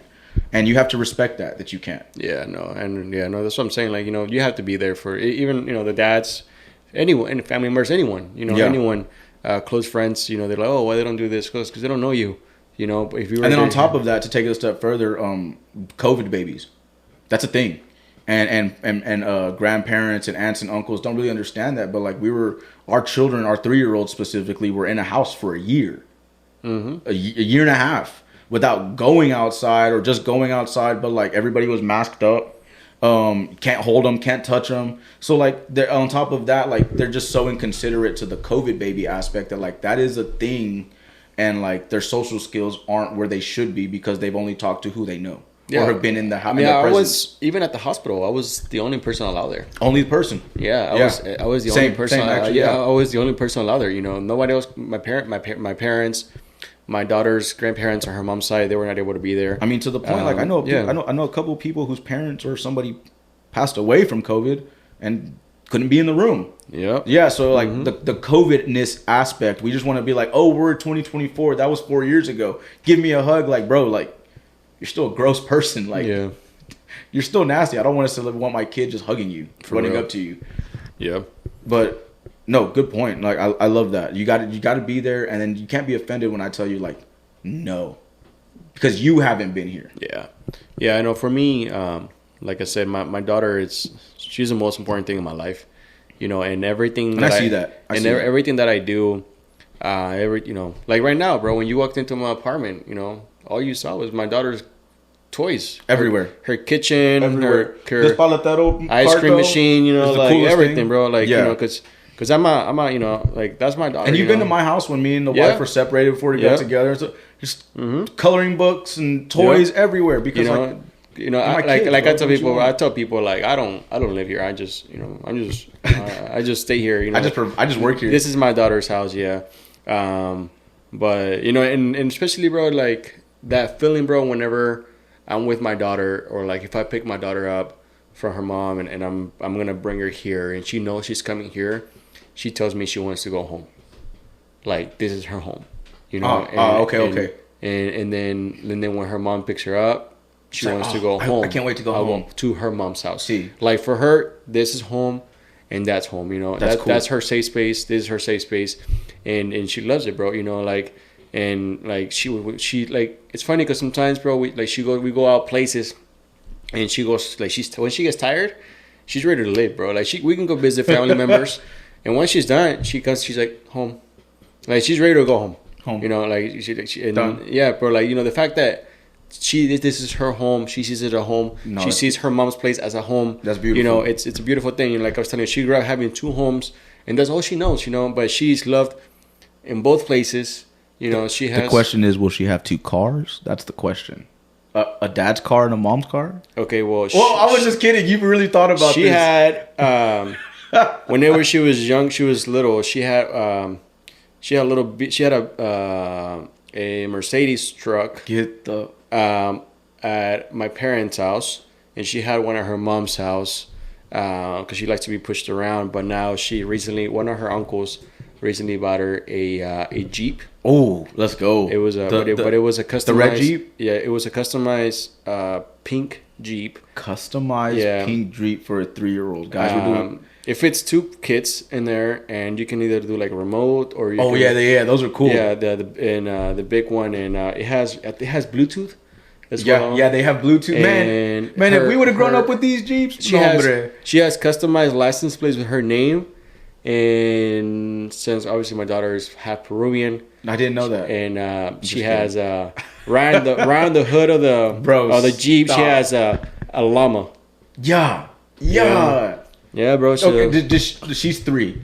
So about to be 3, yeah. She's about to be 3, but like, does she understand like her cultural aspects yet? Like, do you bring them up? Like, the llama? Like, do you just bring? Are you just introducing to like Peruvian things to her, like a llama? Oh, bro, she loves llamas. That's her favorite animal, bro. Bro, that's so awesome. And luckily here in Texas, there are alpaca and llama farms everywhere. Like, if you got a house big enough, you could have a llama. Bro, so except they spit in your face. Like at her mom's house, she has her own room. Okay. And llamas everywhere, bro. That's like, so cool. Like different sizes. Like I didn't even know they made them that big. Did she watch The Emperor's New Groove? She has. But like you said, just everything is llamas. Not just that, she also has shirts that say Peru with the llama. That's cool. You know, she wears like those little beanies that Peruvians wear. But I'm saying that's cool because also like I feel like sometimes the mom always gets what they want, and so like they'll be like, no, you're not gonna wear your with your dad stuff. Like you're with me. Her mom has always been you're open. with me. Like her mom has always been open for her to know, you know, her culture. You know, it's half, and it's two different cultures. You know. Completely different. Yeah. Because, you know, and I'm not trying to. Even if you were like a Hispanic, like a Mexican and I'm not chick. trying to sound racist or anything like that. Too late, you said it. But you know, it's not a. I don't want to say it an American culture and a Peruvian culture because in America you don't have just an American culture. That's true. You have your white culture, your black culture, your Asian culture, which is different. You know, everyone has their own different way. And then even within the white communities, right? Like you have like Christians, for instance, and then you have like Jewish people. Yeah, you celebrate everything. You celebrate Kwanzaa instead of Christmas, which is earlier. Like different types of white people are my compared point. To like saying, oh, Mexican culture. It's pretty much the same thing for all Mexicans. Yeah, pretty much. Like you don't have it like here, like different people, different things. Yeah. Like different Mexicans here, right? Especially in Texas. Yeah. So with my daughter, she's half white, half Peruvian. Two different cultures, but her mom and I have always been open to showing that culture to her daughter. Bro. Showing that. I mean, I guess that's one of the reasons why she was your wife. Like she was attracted to your culture, she liked those things. She thought I was Mexican. Hey. And funny thing, bro. You had to correct that. I of course, bro. All your fuckers have been calling me Mexican since I got here. Which is funny because like Mexicans that we grew up with like had accents, and your accent was always it still is like different. Like it's just different. And and so when I met my daughter's mom, the first time that she heard me speak Spanish, she was shocked. She said, I didn't know you spoke English. I didn't know you spoke Spanish. Really? And I was like, look at me. I look like I only speak Spanish. Bro.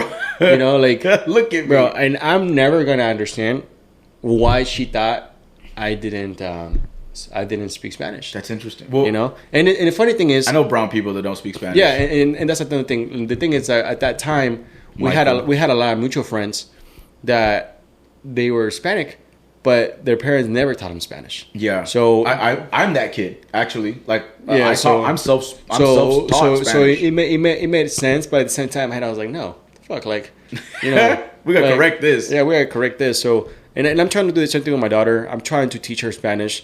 Obviously, it's not like where I want her to be. I mean, she's learning words. She uses different words. Sometimes she uses English and Spanish with me and her mom. Her mom is white. Yeah, and sometimes she even talks to her mom and like she uses Spanish words to her mom. Like she'll leave here and still be in Spanish mode and be and it's funny because and she starts learning things, blah blah. But we've both been really open when it comes to the culture, and stuff. But like I said, she's my world. Everything I do, I always think of her. That's the reason why I live here right now. Oh, yeah, why? Because she lives in Carrollton, right? Yeah, they live in Carrollton, and I wanted to be closer to my daughter. And I was like, I'm going to move closer by myself, get me my own apartment. It's expensive. Everywhere you go, it's expensive, bro. Especially for one person, it's expensive. On top of that, having to pay for all this other stuff, it's expensive. But at the end of the day, bro, I'm only 5 minutes away from my daughter. It makes it a lot easier. Yeah. Not just that, because if you think about it, just the surrounding areas, bro. Yeah. Like Preston, all those, like Preston. Would you work from home still? I work from home, yeah. Okay, cool. I've been working from home ever since even before my daughter. I just wanted to ask you, so like all of that, those bills being said, You're not having to pay for gas. You're not having to spend money out on like just I'm hungry. Let me pull over and get something to eat. Like Honestly, I still eat out every day. Okay, well you're a single guy. You can do that if you want to. But you get what I'm saying? Like it could be worse. Yeah, it could be worse. You got to make those commutes and be stuck in traffic and with that monster sitting outside. It's a guzzler. Yeah, so it's just I moved and everything. But that was one of the things that my daughter's mom and I spoke about. You know, me being closer. Yeah.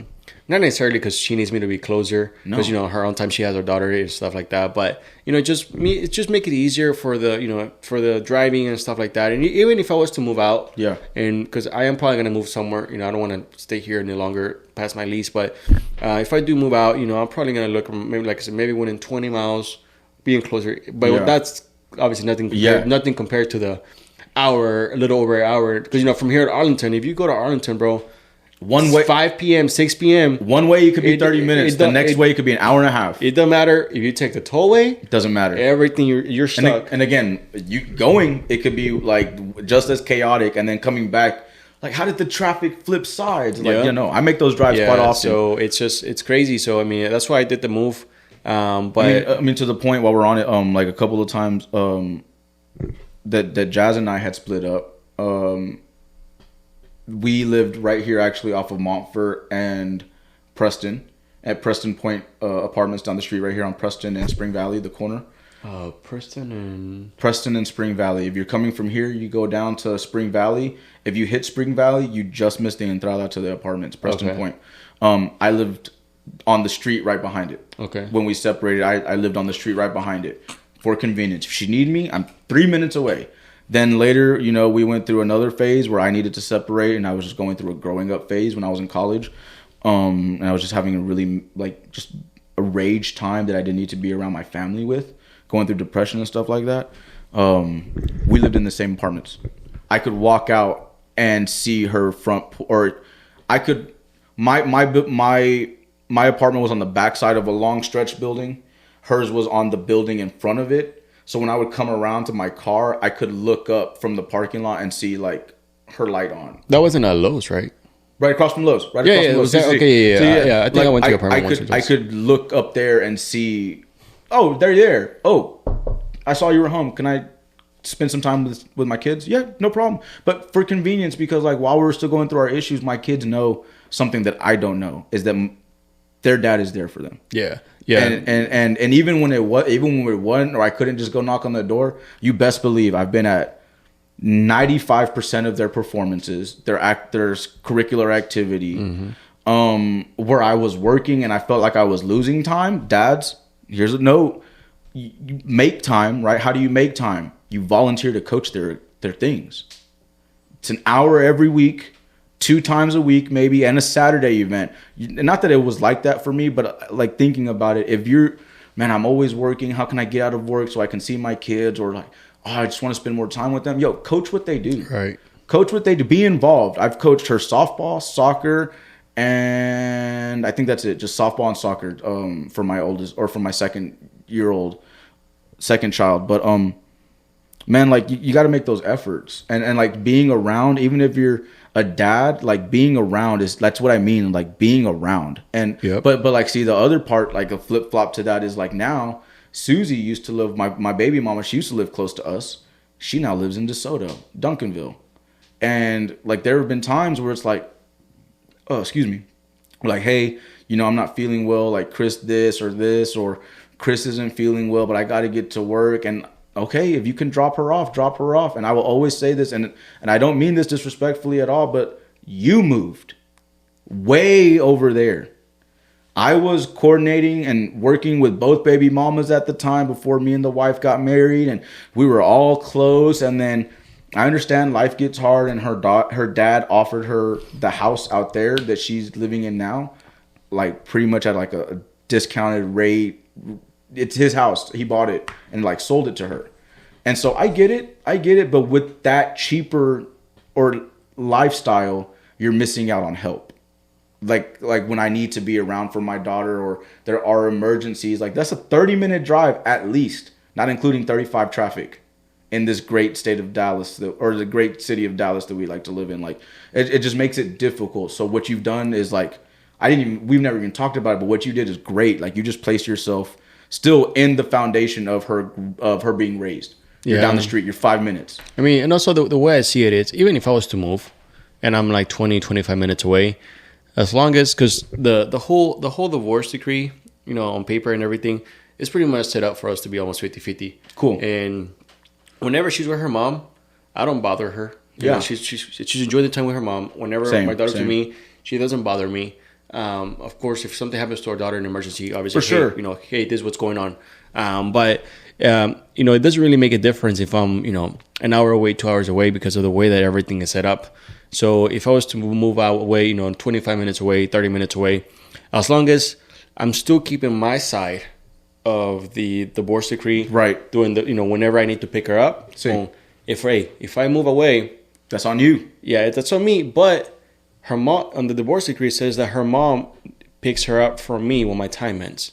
Right. And I pick her up from her when my time ends. Okay, that's cool. So if I move, but it says that I need to live in the DFW area. Right. So if I move, let's say to a different county. Let's say like Ferris, Texas, the other, like South Texas, like South Dallas. Yeah, so that would be way too far. That's too far. Yeah, that would be too far. But like, what about like Grand Prairie? Yeah, so if I was to live in Irving, for example, that's 15, 20 minutes down right there. It would. It would. Max probably be like, hey, you know, that's a little farther for me to drive to go pick her up. Yeah, but at the same time, I'm not breaking any rules, and at the same time, I'm going to be doing the same drive when I bring her to you. So and this is where I could find that I can establish my life going forward right now. So but when it comes to, like, for example, like unexpected things, like, hey, I'm feeling sick, you come pick her up. Yeah. Then those are additional things to the agreement, and you can't expect the other person to just drop things and come get, you know, because that's not part of the agreement. That's an additional thing that it's an inconvenience that you're not necessarily. I don't want to say inconvenience because it's your child, but it's an additional thing that you're trying to, like, hey, it's an inconvenient moment. Yeah, there you go. So, but that's where I will say is like, yeah, you're right. I don't need to, but like, dude, I love my kids. Like, me too. Yeah. So like, you'll tell me not to, but I'm already in the fucking car. Like, mentally, like, let me go get her. Me too. Yeah, like, you know what I mean. Every time, but you're so far. It's like, dude, God, I have to go get her. That's how I feel. I have to go get her, and it's like, it's really not even about going to get. It's the drive. Yeah, honestly, you know, for me, and when I guess it's probably just like the Dallas area too. It's the drive. It's crossing that way. You know, crossing through downtown, all that stuff, dude. It's a pain in the ass. Yeah, but I will say that, you know, I've only had to go. I've never picked her up. Let me be fair with that. Let me correct myself for the pod and the people. I've never had to go to DeSoto to pick her up. Luckily for us, she works off of 75 and 635. So you pick her up there. She's mobile. Like, that's her main office for the doctor she works for. But there's a Plano office. There's a South office. So my point is, because she lives over there and still commutes this way, if she has to, and like Chris isn't feeling well, my oldest isn't feeling well, and she misses school, she'll just keep driving her by and drop her off at my house because it's right off of 35 and 635. But we do have a meeting point that's completely in the middle. We meet at their school. Where they go to school is about 15 to 20 minutes from me, and it's about 15 to 20 minutes from her. And so when we have to do like an unfortunate or a random or emergency swap, we do have a meeting spot. So, like, that's also something maybe you guys could work into. Like, if you are having to move 30 minutes away, or because the Dallas market is ridiculous right now and it's cheaper to move on the outskirts, something to think about is maybe think about a good middle point, a park that y'all could maybe swap at, or like, oh, yeah, she's just been playing for a little bit while we waited for you to get here. Don't worry about it. Like, it's cool. Or McDonald's or something, you know? Yeah. Something cool just to put on. It really depends, but at the end of the day, like in my case, for example, she only picks up my daughter from me on Monday nights. And every Monday night. And then she picks her up from me every other Sunday night. Okay.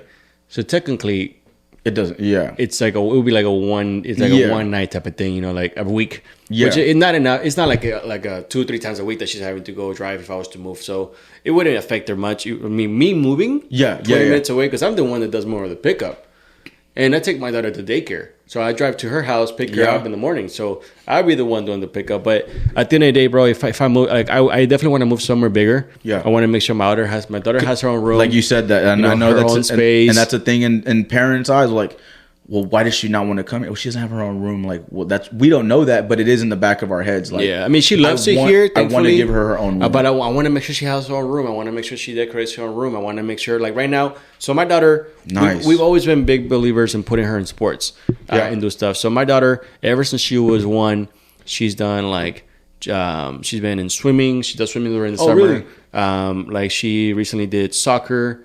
And very nice. She's on soccer, swimming, and right now she's in gymnastics. And she loves trampoline, so I want to make sure that I have a house or a place big enough for her to jump, a backyard for her to jump, for her to have her own trampoline and jump, because those are the moments that I want to create with her. Yeah, dude. Like bro, like once you see your daughter, your kid just smiling and being like truly happy, bro, and like them being like happy, like bro. the look of wonder, the look that they give you, with the smile and meets, that. I mean, it all bursts. Nothing beats that, bro. No. So for me, that's what I want to do, and like another thing, for example, that I also wanted to talk to you about too, when it comes to like being, like I don't consider myself necessarily a single parent, just because the mother of my child is present, that's fair. And it's 50-50. So I feel like if I'm saying a single parent, I would be taking credit away from her, because obviously I like that. Yeah, so I don't consider myself a single parent. So, like for example, one big thing when it comes to this, and people have disagreements, but it's dating. Okay. Like how do you start dating again? Okay. Whenever you do go out there, like how do you do things? And like the way that I see it is, I want to make sure that I give my daughter a good example when it comes to all of that. Okay. I don't think there's a right way or a wrong way, but I want to make sure that it's the best example that I can provide to her. So what I mean by that is, right now I'm dating someone. Okay. I'm dating someone. I'm very, very happy with her. Cool. And we've been dating for a little over a year and a half now. Okay. So the what I always saw is, like, to me, it was, if I'm gonna be with someone, cool.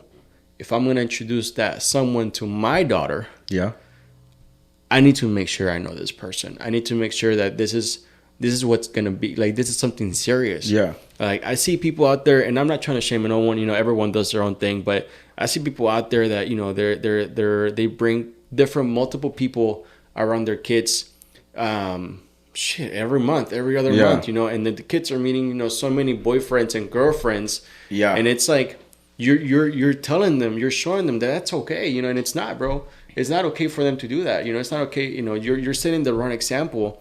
And again, like, everyone to each their own, but I don't like that. So to me, I was like, I need, in order for my daughter to meet her, I want to make sure that, there's a certain, like, level of criteria. She has to check certain boxes. Yeah. So, it's been over a year and a half now, and they're going to be meeting in person soon. Oh, we talked about it? We're working on it. Even my daughter's mom knows about it. Okay. And she, and good, like, good. Because she needs to know who her child is around. Right, because you need to have, the way that I see it, bro, is you need to have, only because you don't have to do it, it doesn't mean you shouldn't do it. Yeah. And what I mean by that is, for example, according to the court, according to everything, my daughter have her matan baba. If I want to introduce someone to my daughter, I don't have to tell her mom anything about it. No, I don't have to do anything. I'm not breaking any laws. I'm not breaking anything. I'm growing. Like, we're divorced. I'm growing. Yeah, I don't have to do anything. Yeah. But the way that I see it is respect. Like you said, if somebody's gonna bring my child around somebody else, I want to know about it. Yeah. And not just that, because like that fear that you have as a parent when your child is with someone else, you want to make sure that you have that peace of mind. Oh, they're gonna be okay. Yeah, and then also, because you don't want your child to be hurt, and this is what people don't understand is, like, so my Samantha, my second, she's had a lot of guys, like, leave our lives, my life and her life, to the point that my cousin, he's in jail right now, and he lived with us for about a year and has met Sam several times. But in the actions, in the way that he left when he was living with us, I was doing him a solid and letting him, trying to just get up on his feet and everything. Turns out it was pointless. He ended up back in jail.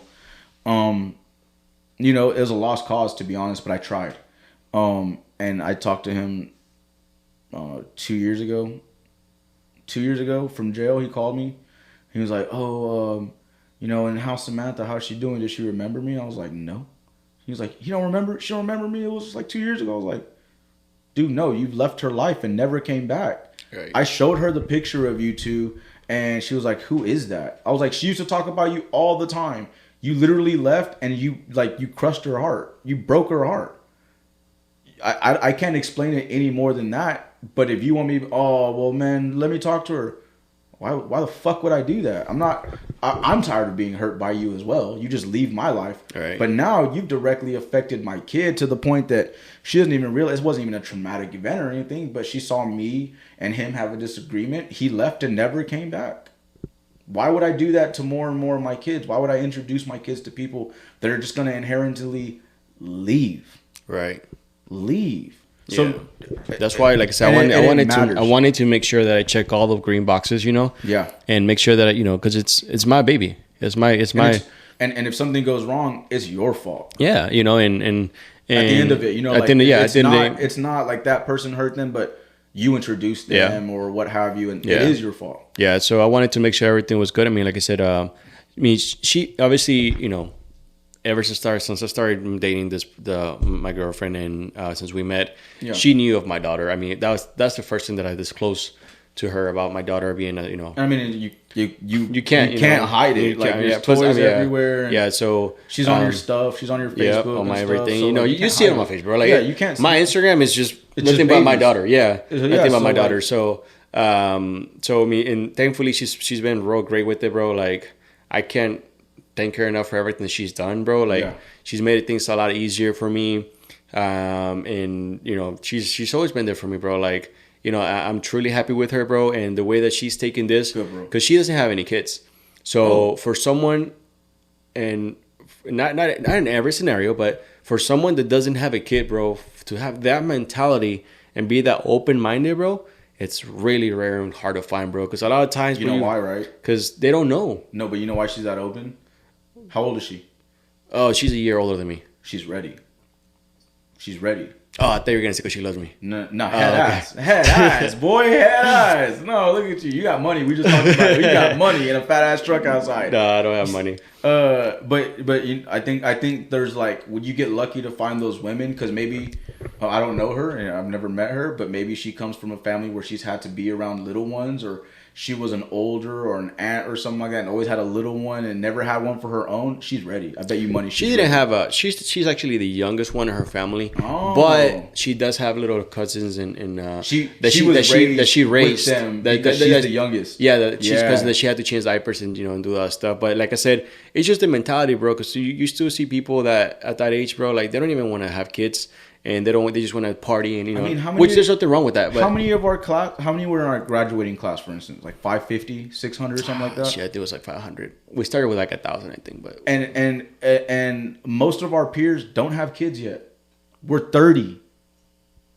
Bro, like you guys are only getting older. You're only going to be as old as you are when you have kids. Like, you're only going to be older. I just say those things in perspective. But like, she's older than us. The girl you're talking to, well, one year, 1 year older than me. But like, you know, she's probably ready to have her own kids. You know, that's the thing. Our peers are wanting to settle down now. That's why I say that. Big Mike, he's looking to settle down soon. We've talked, you know, and just start the train. Shout out Big Mike, love you, Big Mike. Skinny Mike these days. I know. You know, I've seen him on Facebook, bro. But, you know, like just it's about that fit life now.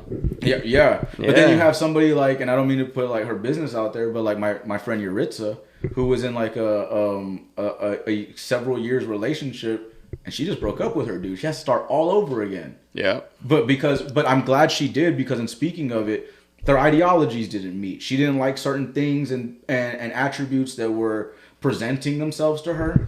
And she was like, that could be an issue. That might be an issue when we have kids, when we get married. Mm-hmm. Ooh, that could be. I asked her, I was like, we don't really talk anymore, but I noticed I haven't seen him as much in your stuff. What happened? She's like, we broke up. And she kind of just gave me a thing, and it wasn't long or anything like that. I was just like, well, good for you in identifying those things, because women out here find those things out too late. But also it sucks because she has to start over. and she's that much further from finding Mr. Right or husband, unless she accidentally gets knocked up or something. Not that she's like that or anything, but things happen. She's 30.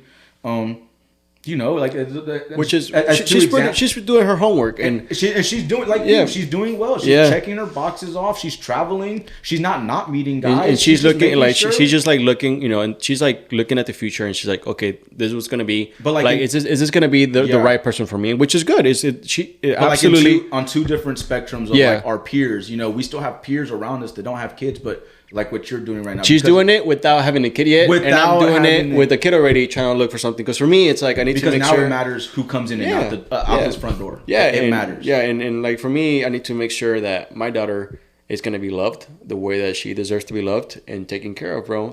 And teach us the things that you want to continue teaching her. Yeah, right. Yeah, and like I said, I'm very thankful for the girl that I have on my side, bro. She's amazing. Awesome. I'm always telling her how thankful I am for her. Shout out to Miss Anonymous. I don't know you, but shout out to Anonymous girl. You're awesome. So she's done a lot for me, bro. Too, like she's always been there to support me with whatever I need, and she knows my daughter through pictures, through videos and stuff like that. And she probably knows her really well. Like probably helps you buy things or like suggest things or stuff. Of course. Yeah, and but I'm glad that you didn't rush into that meeting point. You could have done that at 3 months, bro. 6 months. And what the best thing about it, and the thing that I'm more thankful is that she was okay with it. She understood, and she was like, you know what, I get it. Because I've seen people out there, bro. And you were honest about it. I see people and I've seen people out there, bro, that they're like, oh, you don't want to introduce me yet? Are you hiding me? Oh. Like no, and like, you're ashamed of me. Why are you hiding me? Why are we not on Facebook? Or like, why are we not doing this? Like, I don't know if you saw my Facebook or my Instagram, but I just recently posted a picture with my girl. Oh, no, I haven't seen like 3 days ago. Okay. And we've been dating for over a year and a half. Right.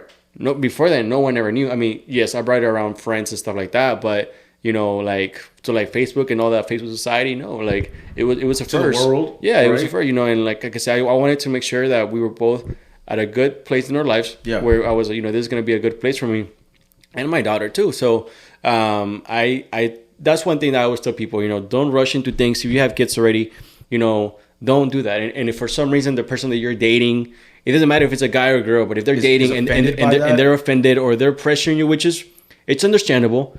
Someone without kids, or maybe someone that has kids, but they're somewhere else, or maybe the dad of their kids is not in the picture, so it's a piece of shit. So all they do is they have their kids, so they make all the decisions about their kids because that's all they have, and they don't understand. So just like, don't feel rushed or don't feel like pressure that you need to do something that you don't want to when it comes to your kids. Kind of like how we started with this podcast, right? Like, don't let others sneak in your ear and tell you what's important to what you've brought into this world. Yeah. Especially when they don't have it. Yep. They don't have kids. They don't have a house. They don't have their own car. Why are you listening to people that are less successful depending on how you measure success? Why are you giving advice? Why are you even giving it? Yeah. Right? If you don't have kids, you don't know. Why should I listen to it? Yeah, you don't know. Like, oh, cool, bro. Yeah, he has no idea what he's talking about. Like, dude, like, because you don't. Yeah.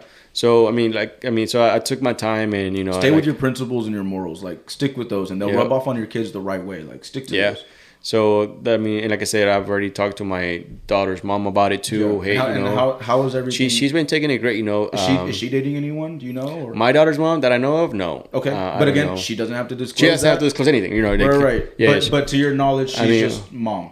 Yeah, but knowing her, like I said, the way that we do things with our daughter, if she was to date someone, it wouldn't surprise me if she does.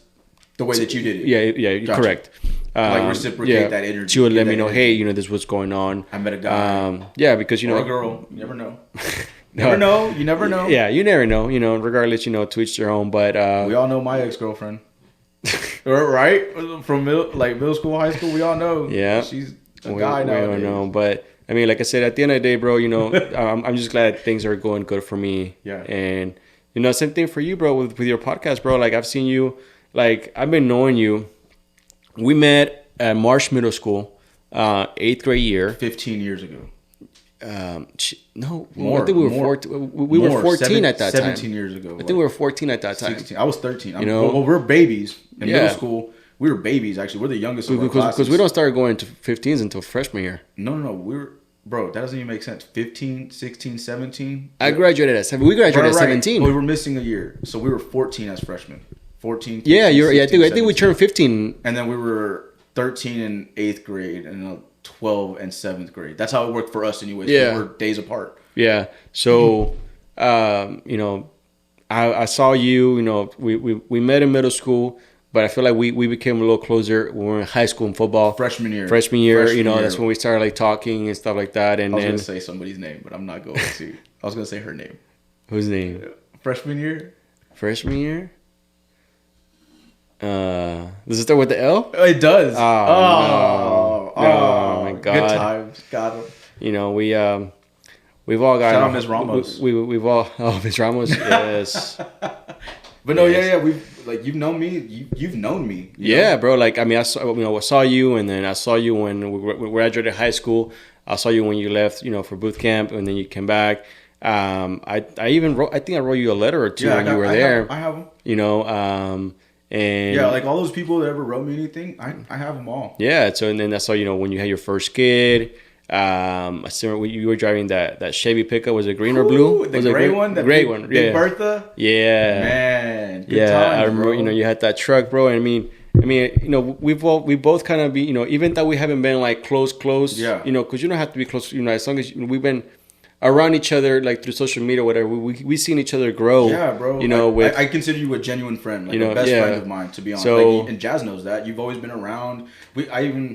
A couple years ago that I invited you, like, hey, bro, it's homecoming night. You come in, and like we went and watched W.T. White play a football game. Remember a few years ago? Yeah, we did. Like, man, cool, bro. Let's go watch some football, right? It don't have to cost no money. Just go see some games. Go watch some high school football. Yeah. We've been around for a while, bro. Like, you know what is it, seeing where I am now? Is it crazy? Like, well, I mean, you've been to my house. You've seen all that. The lawn. I mean, the fact that you got 4 kids. 4. Yeah, is it crazy? Well, I don't think it's crazy because I mean, I feel like because I'm 30 now. I guess it's not crazy. Yeah, it's not crazy anymore. I mean, because I have a kid, you know, so it's like it's really not crazy. Plus, you know, yeah, your first daughter with the first person that you had it with, and you know, and then with Jazz, you had those, you know, the 3 little kids. I don't consider that crazy. Crazy would have been if you would have had 4, yeah, bro. That's 80% child support. Which we know people, you know, that do that, bro. But you know, it's just, you know, if it was even that, you know, we've all been through a rough patch, bro. You've been able to overcome all of that, bro. Appreciate it. At the end of the day, bro, we went to school with people, bro, that, you know, we've all grew up in different households. We all went to school with people, bro, that we didn't at that moment, bro. We didn't realize that we were family to each other in school, bro. Like in sports. And we didn't realize that some of those people, we were all the family that they had. Yeah, you know? No, definitely. Like, you know, after graduation, bro, and that's why many people fell into like depression, addiction. Yeah. Some of them are not even with us anymore, bro. You know, like people, drugs, like, you know, just a bunch of things, suicide, bro, you know, and it's things that you're like, damn, bro, like, you know, we were so happy in high school. What happened? And it's like, they were happy with us. But then they had to go at night and home the reality into the reality, bro. Yeah. And then once we were done with school, we were no longer around, or you didn't have coaches that were, you know, mentors that were there for you. Yeah. And to be honest, bro, the sad thing about it, bro, a lot of our, you know, teammates, people that we went to school with, bro, like our brothers that we grew up with. Yeah, bro. Yeah. Like they only ate every day because they went to school and had lunch. To school, dude. That like people that we knew, bro, they were not eating at home because they just didn't have food, or they didn't have money, bro, or they were just at home by themselves because their parents were not home. And those are people that, like, those are people that you would think that like bust in from the other side of town or what have you. No. Those were the people that lived in our neighborhoods, in our apartments, in our like down the street from where me and you live. Like, no, like these were everyday people that we had no idea, but because times were just that hard sometimes. Yeah, bro, you know, their reality was just that tough. Yep. You know, especially when you fucking look at the news, oh, somebody got arrested for this, and you're before we got out of middle school, we had 2 deaths? Yeah, drug-related. Yeah. Drug-related deaths. You know what I mean? Like, we grew up in because it just... Not even that, we even had some in middle school.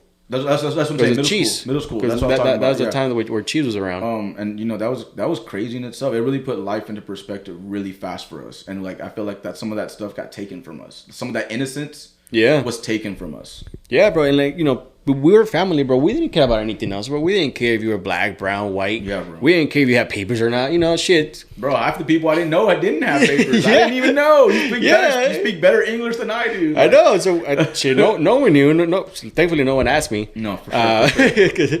But, you know, we didn't care, bro. You know, to us, we was just like, we were just friends. And we did a bunch of, you know, we did some dumb stuff in high school. Of course. In high school.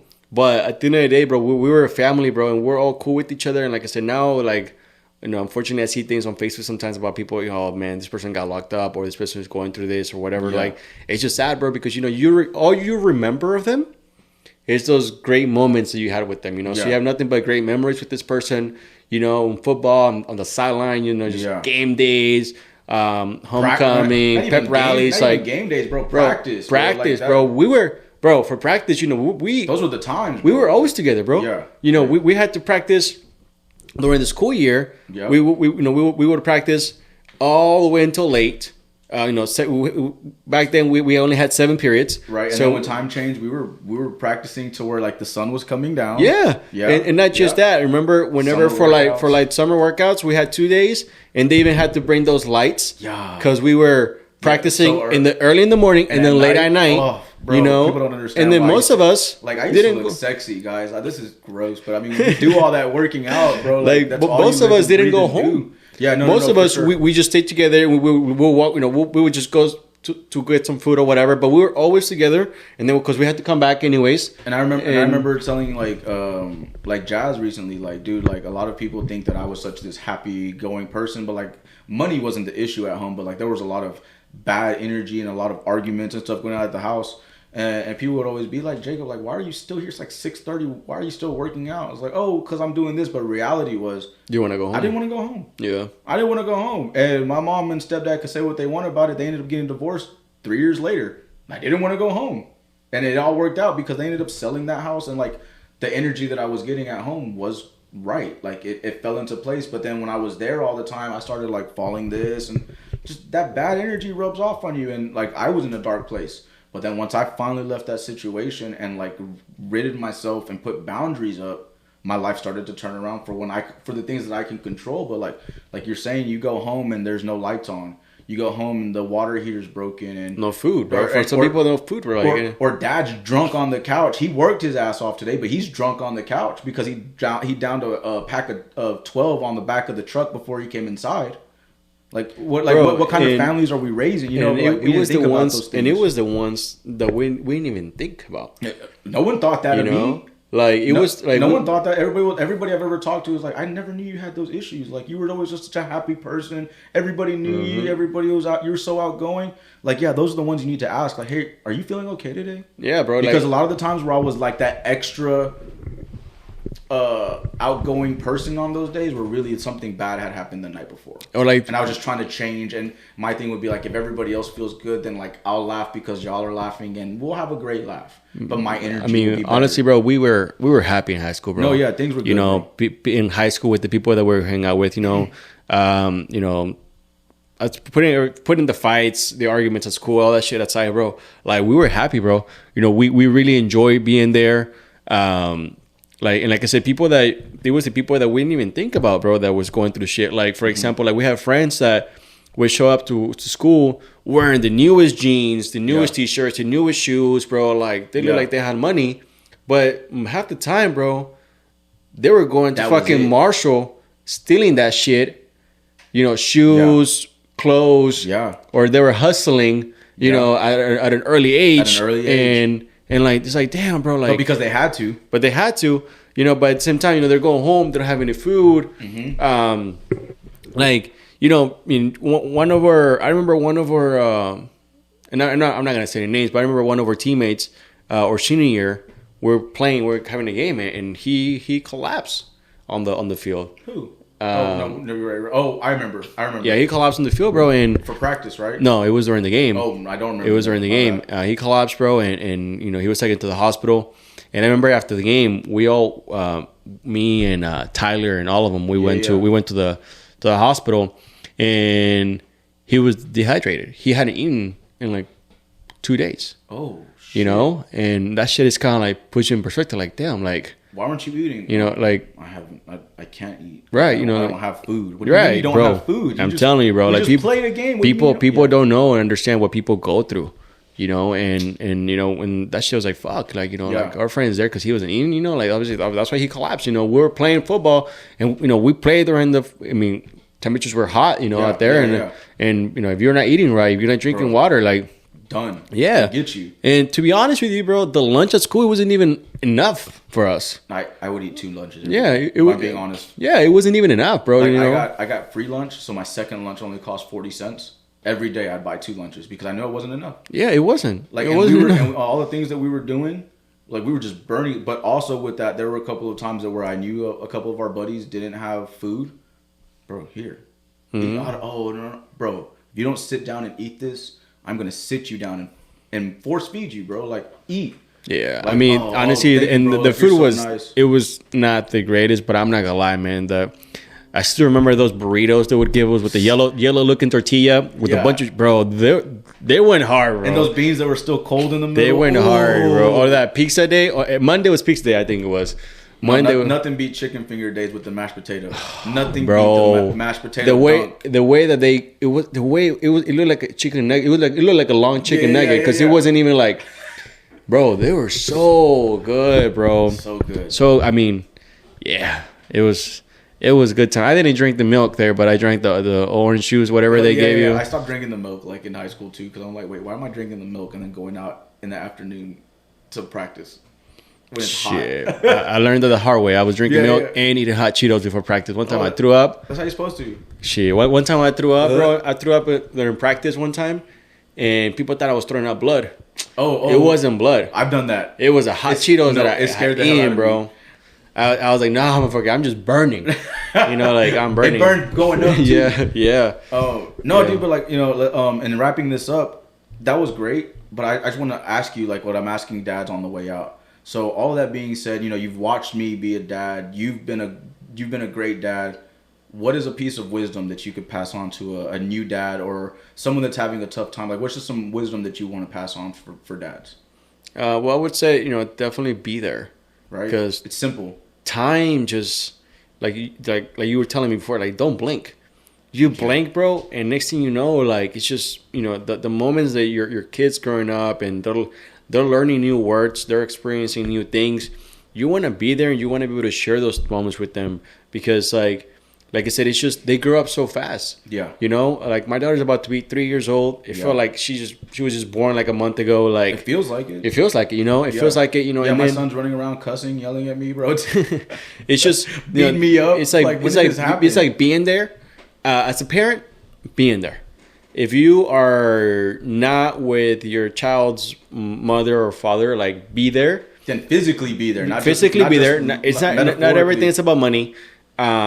Be there in any kind of way that you can. Yeah. And also, know your rights. You know, that's my main thing. You know, if you're going through a relationship or something that they are trying to take your kids away from you or trying to take advantage because you have zero knowledge.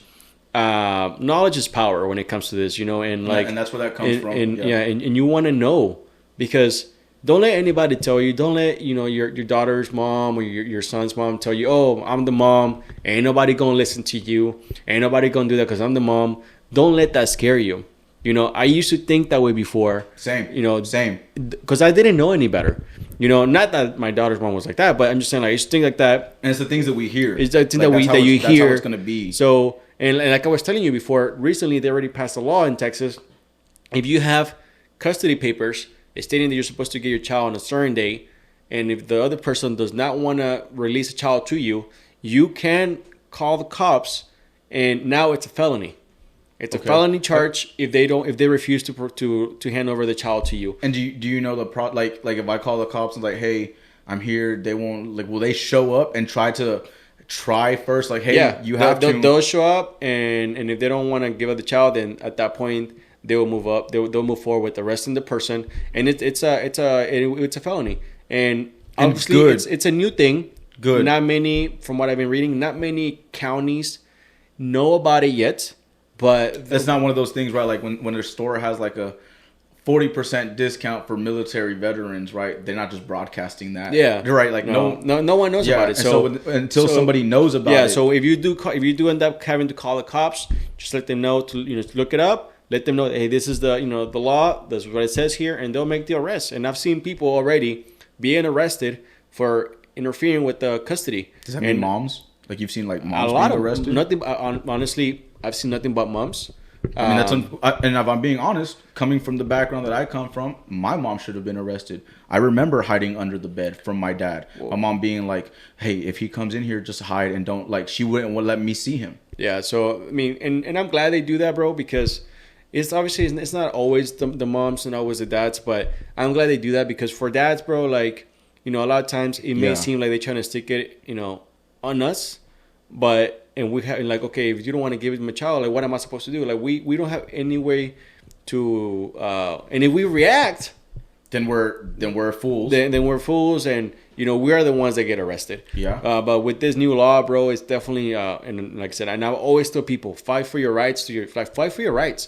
Because you're not, or at least know them again. Right? At least know them. Yeah, and not just that, but like fight for your time for your child. Like, because at the end of the day, bro, you're not doing yourself a favor. It's for your child, bro, and like you should always want to be there for them and provide. Because at the end of the day, bro, 5 years from now, 10 years from now, my daughter is it gets to the point where they start realizing who's there and who's not. Yeah, like we talked about with Sam. Like, they may not say things, but they know. Like my daughters know. Hey, this is my dada. Yeah. Hey, that's my mama. Yeah. Like they're here all the time. They're here, and like I'm in a safe space with them. They take care of me. Yeah. Like she knows that, bro. My daughter knows that at this age already, bro. And like whenever she's with me, bro, she's safe. My daughter does not cry for her mom when she's with me, and she does not cry for me whenever she's with her mom because she is very comfortable being with both of us. Again, alone. You technically you both see her. 70% of the time. It's 50-50, yeah. Yeah, like you guys, like you might go a weekend where you don't see her, or she might go a weekend where she doesn't see her, but that's on paper. Yeah. And baby girl's used to the schedule. Yeah.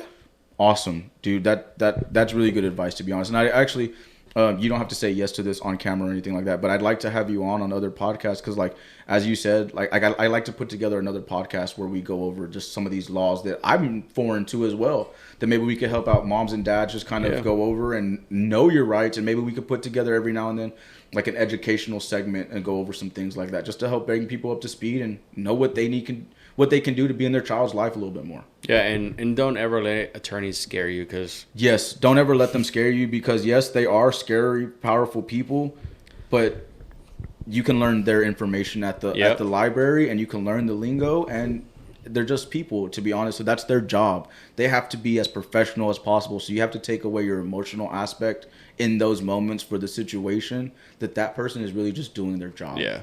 And the other person representing your wife or your boyfriend, girlfriend, husband, whatever, they're just doing their job. Yep. And it sucks, but we got to take that emotional spot out of it and just realize like these people are just trying to do the best they can. Mm-hmm. And they really want everybody to be happy and married and keep their families together, but that's not the world we live in right now. Yeah. I know. And so with that being said, again, this is my boy Bruno. I just wanted to do this one more time as I was told, so I should be doing that. Again, shout out to Dad Gang and shout out to EJ O'Donnell for putting together this great brand of hats. I've been wearing it all the time. If you dadgang.com, go check it out. Dadgang.co. Discount code is JACOB 90781. That's 15% off of your entire purchase. And dads, be proud to be a dad. Join the gang. It's probably the most like the well-versed gang that you could be a part of that's not incriminating, and just represent, bro. Like, just change the narrative. Let's be more involved. And yeah, guys, let's just be there, okay? And Bruno, thanks for having me. No, bro, it was a pleasure. I love our talk, man. 2 hours flew by. I didn't even realize. But enjoy this AFC NFC Championship day, and I'll talk to you soon, guys. Thanks for being here. Thank you, guys. You be safe. Drink your water. Love you guys. Bye.